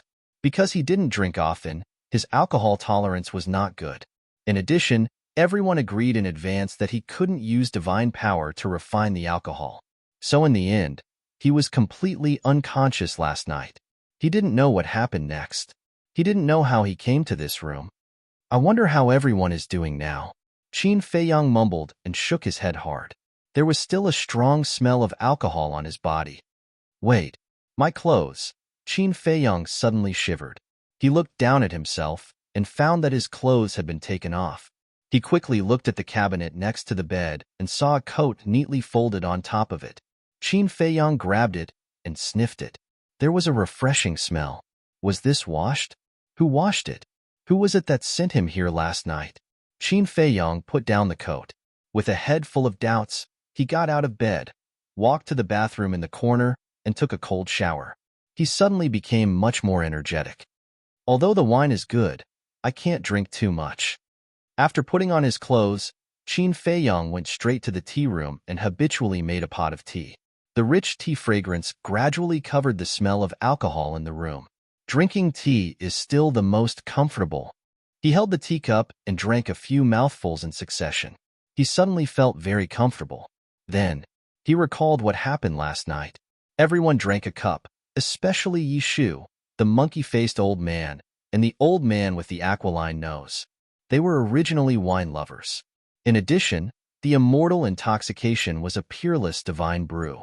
Naturally, they couldn't help drinking. It seemed that in the end, they were all very drunk.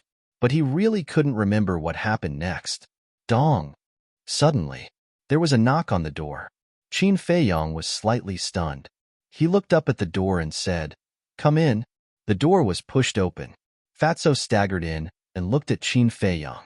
He chuckled and said, "You're awake." "Yes." Qin Feiyang nodded.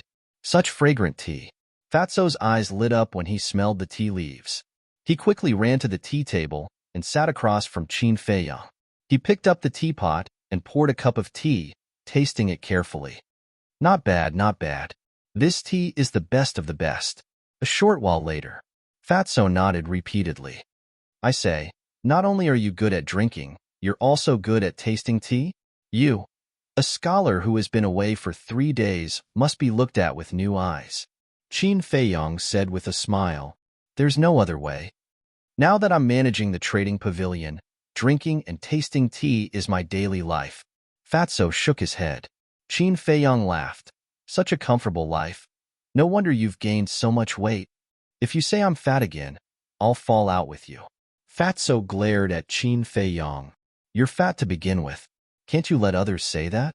Qin Feiyang was speechless. "Ignorant. Have you heard of a saying? Every fatso is a potential stock, just like me." Fatso said. "Shameless." Qin Feiyang rolled his eyes at him and asked, "Where is this? Who sent me here last night?" "Still at the Longfeng Pavilion. Everyone drank too much last night, so they all slept at the Longfeng Pavilion. I just got up too. As for who sent you here," Fatso said with a sneaky smile, "I'll tell you secretly. It's a woman." "Woman?" Qin Feiyang was stunned. It seemed that there were only a few women last night. Xiao Jia definitely did not count. She was just a little girl. Li Yin was definitely not included. Then, that left, Fatso said, "Don't think about it. The person who sent you here is Wang Yuer." "Her?" Qin Feiyang was stunned. How was it? A man and a woman were alone in a room. Did anything happen? Fatso smiled slyly. "Alone in a room?" Qin Feiyang was stunned. "That's right. After Wang Yuer sent you in, it was almost an hour before she came out. An hour can do a lot of things." Fatso said meaningfully. "Get lost. It wasn't easy for me to end things with her. Don't kick up a fuss for me all day." Qin Feiyang glared at him angrily. "I didn't kick up a fuss. At that time, she was also a little drunk. Think about it. A man and a woman alone in a drunken state. They even stayed together for an hour. Who would believe that they didn't do anything else?" Fatso said. Hearing Fatso's words, Qin Feiyang's expression stiffened slightly. Did something happen? Qin Dage, don't listen to his nonsense. You didn't do anything last night. Suddenly, Fire Lotus's voice rang in Qin Feiyang's mind. Qin Feiyang was slightly stunned and quickly asked, "How did you know?" "I was in the castle and could hear the sounds outside. At that time, Wang Yuer just said a lot to you," Fire Lotus said. "What did she say?" Qin Feiyang was suspicious. Nothing more than some words between a man and a woman. But the last words she said before she left made me very concerned, Fire Lotus said. "What words?" Qin Feiyang secretly asked. "She said that she was leaving, and she might leave forever." When she said goodbye to you, she also said, see you never again. Fire Lotus said, see you never again. Qin Feiyang murmured. Fire Lotus said, do you think she would do something stupid? This. Qin Feiyang's expression stiffened. Fatso, who was sitting opposite, looked at Qin Feiyang suspiciously. Boss, what are you doing? Where is Wang Yuer now? Qin Feiyang came back to his senses and looked at Fatso and asked. She returned to the main tower last night. Fatso said. Qin Feiyang said, go to the main tower immediately. Why? Don't tell me you really have something to do? Boss, I was just joking just now. Don't really get drunk and do that. Fatso stared at Qin Feiyang in shock. Why are you talking so much nonsense? Hurry up and go. Qin Feiyang said angrily. Okay, I'll go now. Fatso shrunk his neck, hurriedly got up, opened a teleportation door, and ran in. Don't do anything stupid. Qin Feiyang murmured, his face full of worry. But wasn't Wang Yuer fine yesterday? And during the gathering last night, there was nothing unusual. Could it be that he and Fire Lotus were thinking too much? Wang Yuer actually just went out to relax? But the words see you never again really made it difficult for him to calm down. Dong. Suddenly, there was another knock on the door.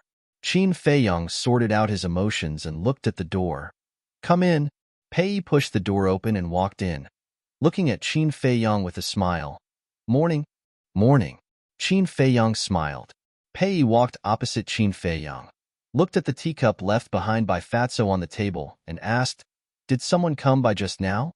Fatso came by. Qin Feiyang smiled, washed a teacup, and poured Pei a cup of tea.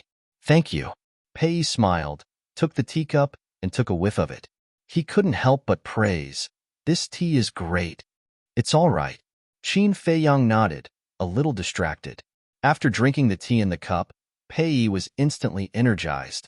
But when he looked at Qin Feiyang again, he couldn't help but be slightly stunned. Something on your mind? Pei put down the teacup and asked with a smile. Yes. Qin Feiyang nodded, hesitated for a while, and finally told Pei about it. See you never again. Hearing this, Pei couldn't help but frown. Qin Feiyang asked, do you think she'll really do something stupid? I think. After pondering for a while, Pei looked up at Qin Feiyang and said with a smile, I don't think so. Are you sure? Qin Feiyang asked. I know Wang Yuer. She's not such a fragile woman. She might just want to completely let go of the past and welcome a new future. As for seeing you never again, I think she should be planning to stay outside for a long time. Pei guessed. After all, guesses were just guesses. Whoosh. At this moment, Fatso returned. How was it? Qin Feiyang asked. She really left. Fatso said. At this moment, Gongsun Bei also walked in, looked at Qin Feiyang and the other two, and asked with a smile, who left? This? Fatso was a little hesitant. What are you hiding from me? Gongsun Bei was curious. There's nothing to hide from you. It's Wang Yuer. Fatso shook his head. Yuer? Gongsun Bei was stunned and hurriedly asked. She left? Where did she go? I don't know. I went to the chief pagoda to look for her, but I only saw her parents. I heard from her parents that Wang Yuer left alone before dawn. She said she wanted to go out for a walk and see the outside world. Fatso said, that's it? It's a good thing to go out for a walk. Why are you so nervous? Gongsun Bei was speechless. But the problem is, her parents said that she has to step down as the chief of the law enforcement hall.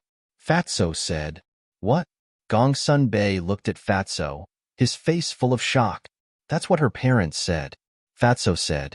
Gongsun Bei frowned and said, why don't I know about it? You're the chief pagoda master, and she's your subordinate. If you don't know, how would I know? Fatso was speechless. Isn't this nonsense? She just needs to go out for a walk. What's the point of stepping down as the chief pagoda master? Gongsun Bei said angrily. I don't think her ambition lies in this. Qin Feiyang said. Actually, I know that she doesn't like managing the chief pagoda, but for such an important matter, she should at least inform me in advance. Gongsun Bei rubbed his forehead. Qin Feiyang smiled faintly and said, As long as she's happy, it's fine.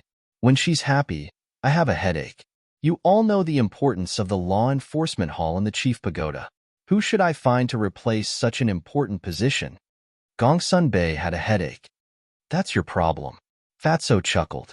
The law enforcement hall was indeed important, because it was an existence that maintained order.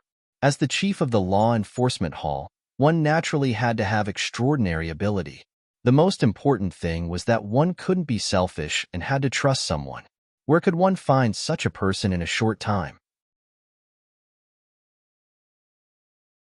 Chapter 2809. Qin Feiyang glanced at Gongsun Bei, then looked at Fatso and asked, "Are you sure she's fine?" "She's fine.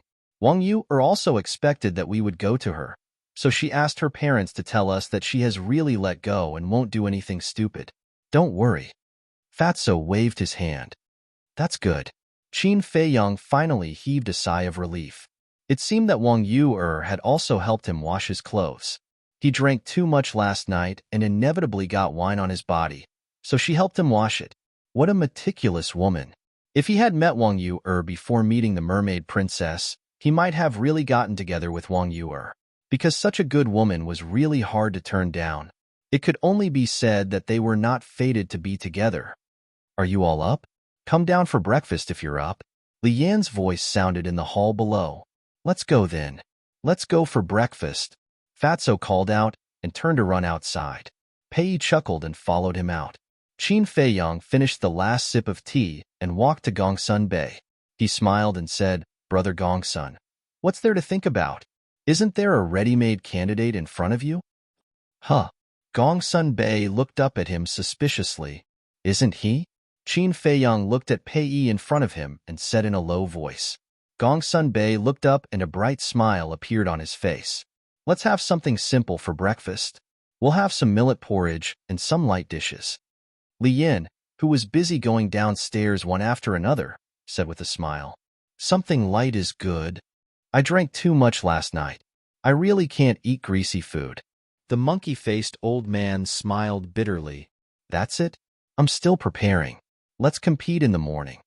Yishu walked down and looked at the monkey-faced old man with a smile. "Fine. I admit defeat." The monkey-faced old man waved his hand. "Look at you. You're all so old. Why are you still so childish?" The hook-nosed old man shook his head and came to the main hall. "It's true that you're old, but your mentality must be young. But then again, the strength of the celestial immortal intoxication is truly terrifying. Even old men like us, who have experienced hundreds of battles, ended up drunk to the point of unconsciousness." Yishu shook his head. "It's not that the strength of the immortal wine is terrifying. It's that you guys drank too much. You guys finished all the dozens of jars. It would be strange if you guys didn't get drunk." Li Yan came out with a few dishes. She was wearing an apron and looked very virtuous. "You did all this?" Yishu asked. "Yes." Li Yan nodded. Yishu said, "Don't I have a chef in my restaurant? You only need to give an order. Why do you have to do it yourself?" "It's just breakfast. There's no need to trouble them." Li Yan smiled. Yishu smiled. "All right, it's still early in the morning. Thank you for your hard work." "It's nothing." Li Yan shook her head. Yishu turned to look at Fatso and said, "Look, what a good wife. Cherish her." "Do I need you to tell me that?" Fatso pursed his lips. "Haha." Yishu laughed and said, "Then let's eat." The group of people looked at each other and smiled. They sat around the table and enjoyed the delicious morning meal. After eating, Fatso leaned back in his chair calmly. He looked at Qin Feiyang and asked, "Boss, what are we going to do next?" "Next," Qin Feiyang pondered for a moment and said with a smile, "I came to the Forgotten Continent this time to visit all of you. Now that I've seen how well all of you are doing, I should go back and accompany my mother." "You should also accompany her, because the person who has missed you the most all these years is your mother." Fatso nodded. Li Yan asked, "When are you going back?" "Now," Qin Feiyang said. "Now? That's too fast." Fatso was stunned. "I'm not leaving the great Qin Empire. If there's time in the future, we can meet at any time," Qin Feiyang said. Fatso was slightly stunned and nodded with a smile. "That's true. All right then." Qin Feiyang stood up and looked at everyone with a smile. Let's meet again another day. We'll send you off. Everyone also stood up.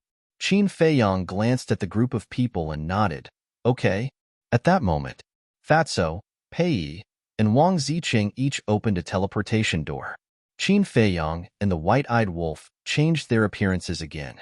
Very soon, a group of people descended above the Pill Pagoda Square. The disciples on the square sensed their auras and immediately looked up. Their pupils suddenly shrank. It's this man and dog again. Who are they? Not only did the chief pagoda master and the others personally accompany them, but even the pavilion master and Situ Tianyu are also present. I heard that the Longfeng Pavilion closed for business last night. Could it be that they were entertaining them? The disciples were bewildered. Greetings, Chief Pagoda Master. Greetings, lords. Elder He, who was guarding the altar, also hurriedly stood up and bowed to the group of people. You can go about your business. The monkey-faced old man waved his hand. Yes. Elder He replied respectfully. Then, he looked suspiciously at Qin Feiyang and the white-eyed wolf, turned around, and walked up to the chief pagoda. Pei cupped his hands and smiled, Brother Qin. I'll send you off here. Come visit the great Qin Empire when you're free. Qin Feiyang smiled slightly. I'll definitely go. Pei smiled. Qin Feiyang swept his eyes over them one by one. He wanted to remember all these familiar faces in his heart forever. Go. Yishu waved his hand. You're not going to the 9th region with us? The white-eyed wolf asked. No. Later, let Gongsun Bei choose another person to guard the altar in the 9th region. As for me, with the spirit vein and crystal vein, I naturally have to hurry to the land of inheritance to cultivate in seclusion. Yishu smiled. You're the only one who's anxious. The white-eyed wolf despised him. Yishu's face darkened. He said impatiently, Cut the crap and get lost. You're burning the bridge after crossing it. How heartless. The white-eyed wolf shook his head and sighed. Seeing this, everyone burst into laughter. Then I'll take my leave. Qin Feiyang also shook his head and smiled. Then, he cupped his hands at everyone and stepped onto the altar with the white-eyed wolf, Lu Xiaofei, and Qin Shan. The monkey-faced old man waved his hand, and a stream of divine power flowed into the altar, which immediately revived. Wait. Suddenly, Qin Feiyang seemed to have thought of something and looked at Situ Feiyang. Situ Feiyang chuckled and said, Uncle, you won't miss me, right? Don't be like this. I'll be shy. The corner of Qin Feiyang's mouth twitched. He looked at Fatso and Li Yan and said, Give this kid to me. Give him to you for what? Li Yan was suspicious. Your woman is really stupid. Since boss said that, he must want to cultivate this brat. This is great news. Fatso glared at Li Yan, looked at Qin Feiyang, and waved his hand. Just take him away. How can you be a father like this? Situ Feiyang looked at Fatso with dissatisfaction. What do you know? To be able to be cultivated by your uncle, that's the merit of your previous life. It's also because your mother and I have done too many good things. Now, it's all on you. Fatso said. Shameless. Situ Feiyang muttered. Li Yan also understood. She looked at Qin Feiyang and smiled. Then I'll leave him to you. You can beat him to death or cripple him. I'll go. Am I your biological child? Situ Feiyang looked at the couple angrily. Don't say it. You're really not our biological child. We picked you up from the river. Fatso pursed his lips. Fine, you win. Situ Feiyang snorted coldly. Having such a father, he was full of bitterness. He walked up the altar helplessly. Qin Feiyang and Situ Feiyang couldn't help but shake their heads and smile. With a wave of his hand, 10 crystal veins and spirit veins appeared. He looked at Fatty and Li Yan and said, These are for you. Thank you, boss. Fatso smiled. Qin Feiyang took out 10 legendary divine artifacts and 10 supreme divine arts. Brother Gongsun Bei, I gave you the spirit veins and crystal veins yesterday, as well as the divine artifacts and divine arts. Take these. Okay. Gongsun Bei was not as polite as yesterday. Then we'll meet again. Qin Feiyang said with a smile. Go. Everyone waved their hands. The sacrificial altar revived again, and Qin Feiyang's group quickly disappeared. Brother Gongsun Bei, are we brothers? The fatty retracted his gaze and looked at the 10 divine weapons and the 10 divine arts with shifty eyes. Then, he moved closer to Gongsun Bei and grinned. Cut it out. How could Gongsun Bei not know him? He put away the divine artifacts and divine arts immediately. Stingy. Fatso looked at Gongsun Bei with disdain and said, Wife, let's go. Li Yin shook her head and smiled. She turned to Li He and said, Grandpa, Tianyu and I will go to the trading pavilion. You take these spirit veins and crystal veins back and put them away. Okay. Li He nodded. After Fatso and Li Yin left, Li He smiled at Gongsun Bei and the others and immediately left with the 10 spirit veins and crystal veins. Then I'll take my leave too. Pei smiled. Don't be in such a hurry. Gongsun Bei grabbed him. What? Pei looked at him suspiciously. Gongsun Bei smiled and said, I have something to discuss with you. What is it? Pei looked at him warily, feeling like a weasel greeting a chicken. Don't be nervous. It's not a good thing, but it's not a bad thing either. See, you resigned as the hall master of the law enforcement hall. Now the law enforcement hall has no leader. And Wang Ziqing and the others don't have the time to manage this. So, Gongsun Bei looked at Pei with a smile. Pei looked at Gongsun Bei in shock. It was obvious that he wanted him to enter the main tower and be the hall master. What did you say? You resigned as the hall master? When did this happen? Why didn't we know? Yishu, the monkey-faced old man, the hook-nosed old man, and Wang Ziqing all looked at Gongsun Bei in shock. Qin Feiyang, Gongsun Bei, and Fatso didn't mention this at the dinner table, so everyone was still in the dark. I'll explain it to you later. Gongsun Bei looked at everyone and comforted them. Then he looked at Pei again and said, You're capable and responsible. Your strength is one of the best in the Forgotten Continent.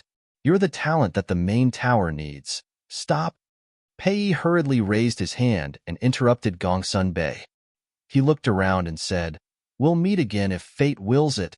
After saying this, he turned and ran away without looking back. This guy, Gongsun Bei's mouth twitched, then a smile appeared on his face. No matter what, he had to get this guy to join the main tower. Chapter 28:10. The ninth area. After Qin Feiyang and his group appeared, they did not delay and directly left Ice Crystal City. Situ Feiyang looked at Qin Feiyang and asked suspiciously, Uncle, are you really going to teach me? Looking at your expression, you seem to be a little unhappy. Qin Feiyang was puzzled. No. Situ Feiyang quickly waved his hand and laughed. I just heard Qin Shen and Brother Shao Jie say before that your way of teaching people is a little inhumane. Cough, cough. Qin Shen coughed dryly and stared at Situ Feiyang. When did I say that? You forgot so quickly? 3 years ago, at the end of the year, we gathered together. You and Brother Shao Jie said that Uncle Qin trained you guys, and tortured you guys to death. Situ Feiyang said. Qin Shen's face darkened. Did this little fatso not understand his expression? He even said it. Qin Feiyang glanced at Qin Shen. Qin Shen's expression was rather flustered. Qin Feiyang laughed. Don't panic, after all, this is the truth. Don't panic? How is that possible? Looking at the smile on Qin Feiyang's face, he knew that something bad was about to happen. Suddenly, Qin Feiyang stopped and looked at Qin Shen. Do you know why I brought you along? Qin Shen shook his head. The reason is very simple. I just want you to understand how strong the white-eyed wolf and I are now. You should understand it well now, Qin Feiyang said, and Qin Shen nodded. Whether it was the soul vein, crystal vein, divine artifact, divine art, or the white-eyed wolf's strength that defeated Wang Ziqing and the others with one claw, it was all beyond imagination. Then let me tell you now, Mu Qing's current cultivation is stronger than me and the white-eyed wolf. Do you still plan to take revenge? Qin Feiyang asked. Never wavered. Qin Shen said. Qin Feiyang looked at him deeply and asked, Then are you willing to go to the ancient world with me? I'm willing. Qin Shen replied without hesitation, his eyes burning with passion. All right, I'll bring you to the ancient realm and nurture you with all my might. But remember, don't disappoint me. Qin Feiyang said. I will definitely work hard. Qin Shun nodded. All right. Qin Feiyang glanced at the four of them and smiled. Now, I'll take you to a place. After saying that, Qin Feiyang waved his hand and brought the four of them to appear above the desert of death. Where is this? The four of them scanned their surroundings in bewilderment. I believe your fathers or elders have all told you that I have a black tortoise realm. Qin Feiyang said. Yes. Situ Feiyang nodded. It was said that the Black Tortoise world was an independent small world. This is the Black Tortoise realm. Qin Feiyang said. This is the Black Tortoise realm? The four of them were filled with surprise. No wonder it was so big that they couldn't see the end. Xiaojia, the following process will be quite painful. It might even make you go crazy. You're still young, so you don't have to participate for the time being. Qin Feiyang looked at Lu Xiaojia and smiled. Lu Xiaojia glanced at the desert below and shook her head. Uncle, I'm not a child anymore. I'm not afraid. Really? Qin Feiyang asked with a smile. Yes. Lu Xiaojia nodded heavily. All right. Qin Feiyang smiled and brought Fire Lotus over from the Devil's Land. What a beautiful sister. Uncle, I didn't expect you to keep a mistress in a golden house. Situ Feiyang stared at Fire Lotus, his eyes filled with amazement. Keeping a mistress in a golden house? Qin Feiyang's face darkened as he smacked Situ Feiyang's head. Fire Lotus couldn't help but laugh. These little guys, each more interesting than the other. Qin Feiyang looked at Fire Lotus and asked, It's been 2 days. How are Qin Haoyin and the others? Not bad. Qin Haoyin's cultivation has already reached the level of War God. Qin Yun, Qin Ji, Qin Xian, and Qin Wan have all reached the level of 9-star combat emperor. Qin Yi, the twins have also reached the level of 9-star combat saint. Fire Lotus said. What? Uncle Haoyin has already reached the level of War God? Lu Xiaofei and his sister were dumbfounded. What's going on? Situ Feiyang was also very surprised. Of course, he knew Qin Haoyin and the others. He had even met them before the new year, so he knew their cultivation. But how did they become war gods and combat emperors in the blink of an eye? Even Qin Yi and Qin Yi, the two little guys, had already broken through to the level of 9-star combat saint. This speed was too freakish, wasn't it? However, Qin Feiyang frowned and said, It's been 2 days, but they've only grown so little. It seems a bit slow. 1 day was 1,000 years. 2 days was 2,000 years. And there were so many pills and resources. 2,000 years was enough to cultivate a monarch god. Slow? Qin Shun and the others heard this and the corners of their mouths twitched. If this was slow, then what was fast? I slowed them down on purpose. Fire Lotus said with a smile. Why? Qin Feiyang was suspicious. They're still young. I'm afraid that if they break through too quickly, their mental state will be unstable. So every time they break through a level, I will let them leave the Devil's Land and go out to explore. Otherwise, Qin Haoyin would have already become a monarch god, Fire Lotus said. So it's like that. Qin Feiyang nodded and said with a smile, I really didn't think about this problem. You're different from me. I'm the palace master of 9 Heaven Palace. I know how to teach people how to cultivate. Although we've given them the best cultivation environment and resources, they still have to fight steadily, Fire Lotus said. All right. Qin Feiyang nodded and pointed at Qin Shan and the others. Then these 4 little ones, I'll leave them to you? No problem. Fire Lotus nodded. Qin Feiyang turned to look at the 4 of them and said with a smile, Then you guys, take care of yourselves. After saying that, he and the white-eyed wolf disappeared without a trace. Where did Uncle and Uncle Wolf go? Lu Xiaojia immediately looked around. Fire Lotus said, They should have gone to the Devil's Land. Devil's Land? What is that place? The 4 of them were curious. The Devil's Land is not a place you can set foot in. Hand over the Chinkuan bag and let's begin, Fire Lotus said. Devil's Land. Somewhere in the southern mountain range, 7 young men and women sat cross-legged on the ground. They were all handsome and had a dignified appearance. The 7 of them were Qin Haoyin, Qin Yun, Qin Wan, Qin Xian, Qin Ji, Qin Yi, and Qin Yi. Shua. Suddenly, a man and a wolf appeared in the void above. It was Qin Feiyang and the white-eyed wolf. They had also recovered their true appearance. And Qin Haoyan and the others also noticed their auras at the first moment. They opened their eyes and looked up. The changes are quite big. Qin Feiyang looked down at the seven of them. After 2,000 years in the Black Tortoise world, Qin Haoyan, Qin Yun, Qin Wan, Qin Xian, and Qin Ji had all become mature and steady. Especially Qin Haoyan, he was like a natural emperor with an extraordinary temperament. Qin Yi and Qin Yi were no longer the two brats from before. Qin Yi's height was now 1.8 meters. His figure was tall and straight, and there was a shocking sharpness between his eyebrows. As for Qin Yi, she was also about 1.75 meters. Her black hair draped over her shoulders, and her exquisite figure revealed a breathtaking beauty. Big brother. Seeing Qin Feiyang appear, Qin Yun and the others quickly stood up and bowed. Qin Haoyan also stood up, but did not speak. He stared at Qin Feiyang, and a trace of fighting spirit burned in his eyes. Qin Feiyang nodded and said with a smile, "Seeing that you are all still alive, I am quite gratified." They looked at each other, their faces full of wry smiles.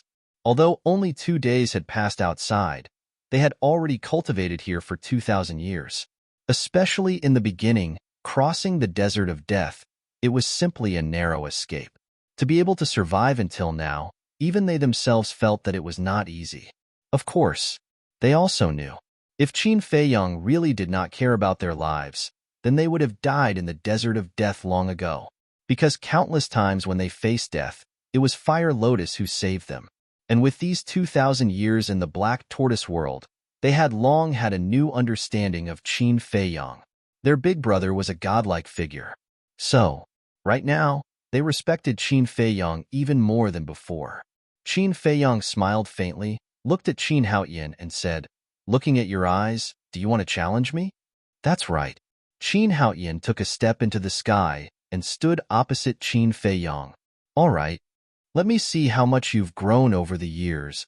Qin Feiyang smiled slightly, suppressing his cultivation to the level of a war god. Who do you think will win? Qin Xian asked in a low voice. Needless to say, it will definitely be Big Brother. Qin Yun said, Sister Yun, I think it might be Brother Haoyan. After all, he works so hard. And now, Big Brother has also suppressed his cultivation to the same level as Brother Haoyan. Qin Yi said, losing her childish and mischievous attitude from before, appearing natural and unrestrained. No matter how hard he works, he won't be able to defeat Big Brother. Big Brother. That is the undefeated legend. Qin Ji opened his mouth and raised his head to look at Qin Feiyang. He had absolute confidence in Qin Feiyang. Let's begin. High up in the sky, Qin Feiyang looked at Qin Haoyan and said with a faint smile, Boom. Qin Haoyan's aura suddenly erupted. He took a step forward and blasted towards Qin Feiyang. But in this regard, Qin Feiyang didn't dodge at all, nor did he have any intention of fighting back. Boom. Qin Haoyan's punch landed solidly on Qin Feiyang's chest. But Qin Feiyang didn't even take a step back. His entire person was like Mount Tai, standing there. Qin Feiyang said indifferently, Are you tickling me? Qin Haoyan was stunned. What was going on? Didn't he already suppress his cultivation to the same level? Why couldn't he cause any damage to the other party with his full strength? What a naive kid. White-eyed Wolf shook his head. With the strength of Qin Feiyang's physical body, not to mention the same level, even if Qin Feiyang suppressed his cultivation to the pseudo-god realm, Qin Haoyan wouldn't be able to hurt him at all. Strong indeed. Qin Ji clenched his fists. This big brother was the goal he wanted to pursue. Let's continue. Qin Feiyang looked at Qin Haoyan and said with a faint smile, Roar. Qin Haoyan formed a seal with both hands, accompanied by a loud dragon roar. The first, second, and third moves of the Dragon God technique appeared one after another. Not bad. Qin Feiyang nodded. Not only did he inherit the Dragon God technique, but he had also upgraded it to the mid-tier divine technique level. Emperor Prison. Qin Haoyan roared again. A purple gold dragon soul roared out from behind him. Purple gold dragon soul?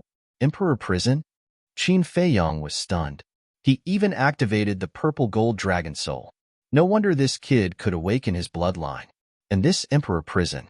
Qin Haoyan actually obtained this innate ability. Interesting.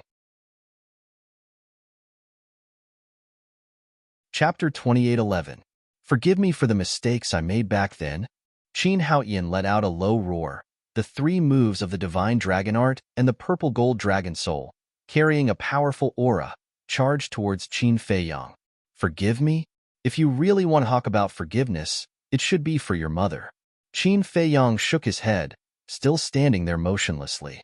The three moves of the divine dragon art and the purple gold dragon soul instantly drowned Qin Feiyong. However, when all the dust settled, Qin Feiyong's body was still unscathed. So strong. Big Brother's body must be made of iron. Below, Qin Xian and the others were dumbfounded. Qin Haoyan also looked at Qin Feiyong in a daze. This was his strength? Even if he suppressed his cultivation, even if he stood there motionless, he couldn't hurt him at all? Roar. Suddenly, accompanied by a series of ear-splitting dragon roars, the three moves of the divine dragon art appeared once again. But this was not Qin Haoyan's divine dragon art, but Qin Feiyong's divine dragon art. A terrifying dragon's might spread in all directions. This is also the divine dragon art. Brother Haoyan's divine dragon art is not on the same level as Big Brother's divine dragon art. Under the envelopment of the dragon's might, Qin Xian and the others all felt a great pressure, feeling as if they were ants. Qin Haoyan's mind also trembled. They were both divine dragon art, but the other party's divine dragon art was actually so much stronger. Supreme divine dragon art, experience it. Qin Feiyong said indifferently, and the three moves of the divine dragon art fell with a loud bang. Qin Haoyan immediately felt the aura of death. Facing Qin Feiyong's divine dragon art, he actually didn't even have the courage to fight back. Just as the three divine arts were about to drown Qin Haoyan, they suddenly stopped above Qin Haoyan's head. The divine might envelop Jiang Haoyan, causing his heart to panic and feel helpless. Qin Feiyong said indifferently, "Now you understand the gap between us." Qin Haoyan raised his head and looked at Qin Feiyong. After a long time, he slowly lowered his head and sighed. No matter how hard he tried, it was impossible for him to defeat his elder brother.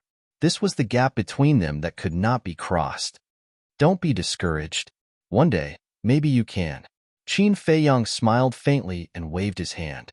The three styles of the Dragon God technique disappeared. I didn't expect it to be so easy. Qin Xian shook his head. I've said it before. Big Brother is an invincible legend. Qin Ji raised his head and looked at Qin Feiyong, his eyes blazing. I finally understand why all the civil and military officials in the imperial court and everyone in the imperial palace are so respectful of Big Brother. Although he is not an emperor, he is the true emperor in everyone's hearts. As long as he exists, Great Qin will exist.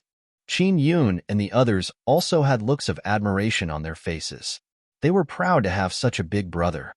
Qin Feiyong looked at Qin Haoyan and transmitted his voice. I'll say one more thing. Qin Haoyan looked suspiciously at Qin Feiyong. In the past, don't say that I was wrong and ask me to forgive you. I'm not wrong. The one who should be forgiven is you. Because it was your mother who did not abide by the virtues of a wife, betrayed your father, and betrayed the Qin bloodline. You should know this in your heart. All these years, no one mentioned this matter because they were considering your feelings and didn't want you to bear too much. Qin Feiyong thought. Qin Haoyan clenched his hands and his face became a little twisted. You've grown up and are no longer the little brat back then. You should learn to face it bravely. Likewise, you should learn to let it go. Otherwise, your state of mind will be affected sooner or later. I don't need to tell you how important the state of mind is to a cultivator. If your state of mind is affected, it will be difficult to even catch up to me, let alone surpass me. Qin Feiyong transmitted his voice. Qin Haoyan said in a deep voice, even if she was wrong, she is still my birth mother. I can understand. But what happened in the past has become a fact. No one can erase it. You can only try to forget and let it go. Qin Feiyong thought. Huff. Qin Haoyan took a deep breath and looked at Qin Feiyong, coldly snorting, "Don't be too proud. I will continue to work hard and defeat you sooner or later." I'll say the same thing again. I'm looking forward to it. Qin Feiyong smiled faintly. Big brother, you're really amazing. Can you teach us cultivation personally? Qin Yi ran up and hugged Qin Feiyong's arm, giggling. I'll teach you? Qin Feiyong shook his head and smiled, saying, in this aspect, I'm really not as good as Fire Lotus. Stingy. I think you think we're troublesome. Qin Yi pouted. It's indeed troublesome. Qin Feiyong chuckled. Big brother. Qin Yi stomped her feet in anger. Ha ha. Qin Feiyong laughed heartily. He looked at the group of people and said, your cultivation ends here. Ends here? Everyone was stunned. I'll be responsible for laying a good foundation for you. The rest will depend on your luck. Qin Feiyong smiled faintly. Qin Xian frowned. Big brother, are you chasing us out? You can say that. In short, you can't rely on me too much. After all, I'll leave sooner or later. Let's talk about it later. Your current cultivation is enough to establish a foothold in Great Qin and Forgotten Continent. Qin Feiyong laughed. Don't, big brother. It wasn't easy for us to pass Sister Fire Lotus's test and come to the Devil's Land. Just let us stay for a few more days. At least wait for us to break through to the War God realm. Qin Yi hurriedly opened his mouth, his eyes full of pleading. Qin Yi, Qin Xian, Qin Yun, Qin Ji, and Qin Wan were the same. Initially, in the Desert of Death, they really wanted to escape. But now, they had already fallen in love with this place. Not for anything else, but for the cultivation environment and resources here. For example, this time formation. 1,000 years in a day. If it was in the past, this was something they wouldn't even dare to think about. Not to mention Qin Xian and the others, even Qin Haoyan was reluctant to leave now. Qin Feiyong looked at the few of them, smiled helplessly and nodded. All right, I'll give you 2 more days. Thank you, big brother. The few of them were wild with joy. Qin Haoyan was also secretly delighted. 2 days of time was completely enough for him to break through to the Divine Lord realm. Divine Lord in the entire Great Qin and Forgotten Continent. Only Yuan Bo and the Snow Python were at this level. At that time, he would be the 3rd person. Young Master. Suddenly, along with a shout, Dan Wonkai hurriedly ran over. Qin Feiyong looked at Dan Wonkai and waved to Qin Haoyan and the others. You guys go and cultivate first. The few of them nodded, looked at Dan Wonkai suspiciously, and flew down. Look at how anxious you are. Did something happen? Qin Feiyong looked at Dan Wonkai and asked. Dan Wonkai lowered his head and looked at Qin Feiyong and the others, then pulled Qin Feiyong to the other side and said in a low voice, Young Master, do you still remember the Disaster Crossing Heavenly Pill? What is the Disaster Crossing Heavenly Pill? The one who spoke was the white-eyed wolf. Dan Wonkai was so mysterious. Of course it would be interested, so it followed him. Dan Wonkai said, Brother Wolf, just listen. You'll understand later. Qin Feiyong pondered for a moment, then asked, Are you talking about the Disaster Crossing Heavenly Pill recorded in the Pill Scripture? Yes. Dan Wonkai nodded. Qin Feiyong laughed and asked, Then how is your research going? According to my research, I came to a conclusion that this Disaster Crossing Heavenly Pill has the ability to break all curses. Dan Wonkai said excitedly, The ability to break all curses? Qin Feiyong was stunned. Yes. Dan Wonkai took out a jade box from his arms and handed it to Qin Feiyong. Qin Feiyong opened the jade box and looked inside. Surprisingly, there were 3 dazzling golden pills inside. There were also 3 dragon-shaped pill chi lingering around them. This is the Disaster Crossing Heavenly Pill? Qin Feiyong was surprised. Yes. When I went to the medicine field to check, I found that there were ready-made medicinal herbs, so I refined 3 pills. Dan Wonkai nodded. Qin Feiyong looked at the 3 pills curiously. A pill to break the curse? What was the use of this? Dan Wonkai said, Young Master, isn't the snow python cursed? Yes. Qin Feiyong patted his head. Dan Wonkai said, I want to see if this disaster-crossing heavenly pill is useful or not. Break the curse, Qin Feiyang muttered. In that case, could the curse on Yuan Bo's body also be broken? Immediately, Qin Feiyang realized the importance of the disaster-crossing heavenly pill and said, Let's go. Let's go find the snow python now. Qin Feiyang waved his hand and left the Black Tortoise realm with the White-Eyed Wolf and Dan Wangkai, immediately rushing to the glacier forest. With their speed, they could cross the 9 regions in a dozen breaths, so there was no need to open a portal or something like that. Beside the frozen lake, Dong Zhengyang sat on the snow. The snow python had become half a meter long, and half of its body was lying on Dong Zhengyang's lap. It looked extremely harmonious. The White-Eyed Wolf joked, I haven't seen you for hundreds of years, and you're just like this? Dong Zhengyang and the snow python were stunned. They raised their heads and looked at the White-Eyed Wolf, speechless. Then what do you think we should do? Do you need me to remind you? Of course, let the snow python transform into a human form and find a place to do something that a man and a woman should do, the White-Eyed Wolf said. Dong Zhengyang immediately smiled bitterly. This wolf cub was getting more and more improper. Cut the crap. Qin Feiyang landed in front of Dong Zhengyang and the snow python, looked at the snow python, and then looked at Dong Zhengyang and said, I might be able to break the curse on her body. Dong Zhengyang was stunned, and then suddenly stood up and asked in surprise, What did you say? Qin Feiyang said, I said, I might be able to break her curse. Can break the curse?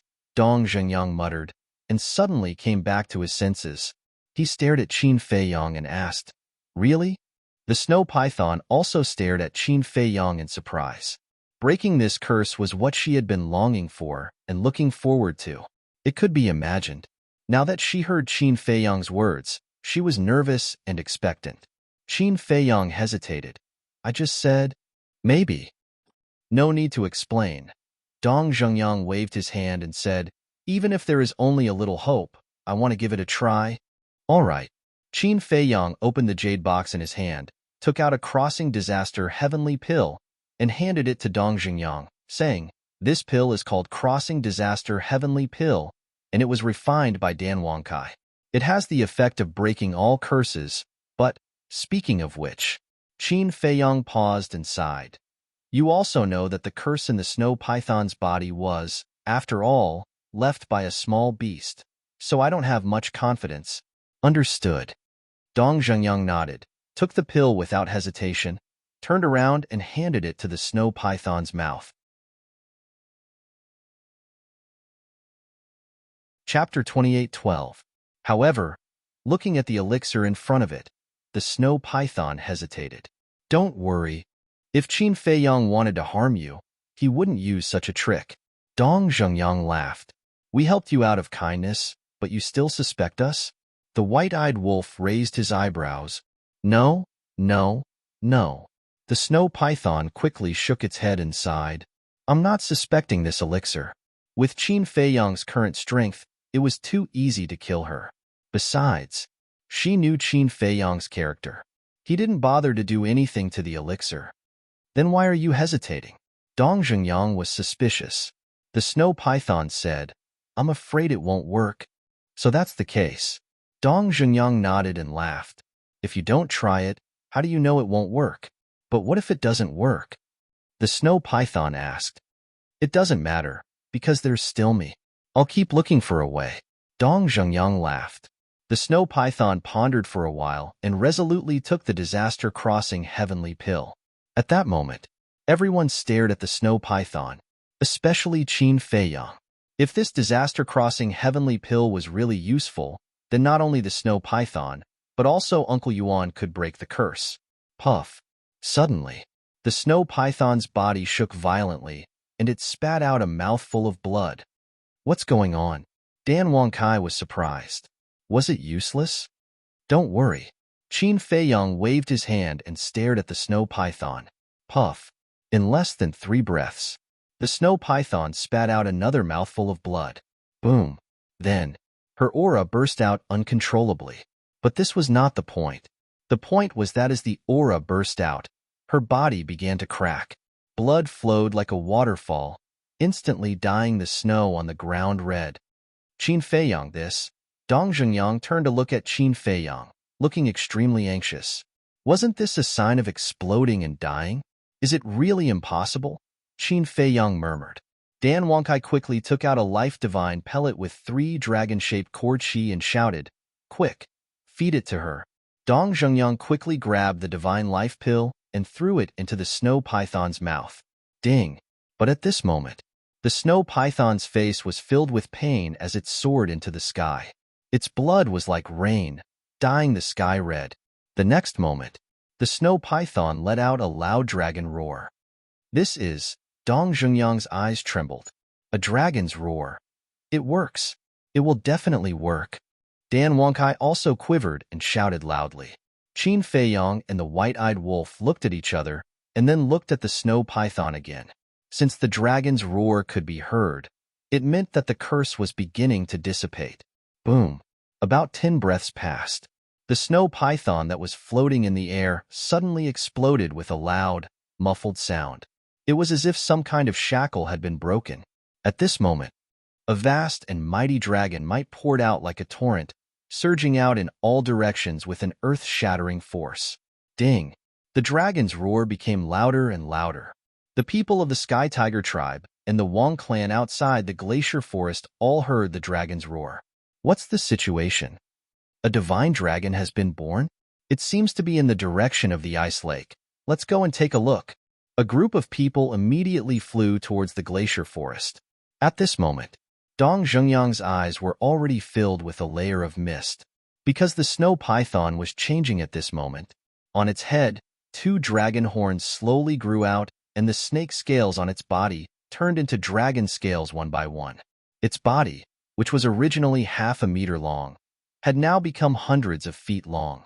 Below its abdomen, 4 white dragon claws gradually emerged. It really is a white dragon, Dan Wonkai murmured. After more than 10 breaths, the snow python completely disappeared and was replaced by a white dragon that looked incomparably majestic. The crossing disaster heavenly pill is useful. Qin Feiyang was also murmuring. His heart was incomparably excited. Calm down. Although she has recovered her white dragon body, I still don't know if the curse of her cultivation has been broken. The white-eyed wolf whispered.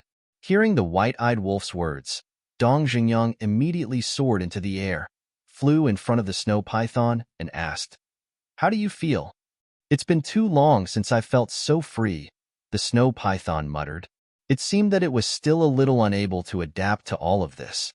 However, that painful expression had disappeared. Dong Zhengyang laughed. "You're not dreaming, this is real. Is that so?" the white dragon asked. "Yes." Dong Zhengyang nodded. "Finally. I've finally broken the curse." Ding! The white dragon roared towards the sky, venting the grievances that had accumulated over the years. Dong Zhengyang could not help but shed tears. White dragon. At this time, a group of people flew over. When they saw the white python in the sky, their eyes immediately widened. It was Yanwei, Wang Xiaojia, Wang Yangfeng, and the others. "Young master? Master?" When they saw Qin Feiyang not far away, a group of people immediately flew over. Wang Xiaojia looked at the white dragon suspiciously and asked, "Master, where did this white dragon come from?" "She is the snow python." Qin Feiyang laughed. "She is the snow python?" Everyone was stunned. Yanwei hurriedly said, "Young master, isn't she cursed?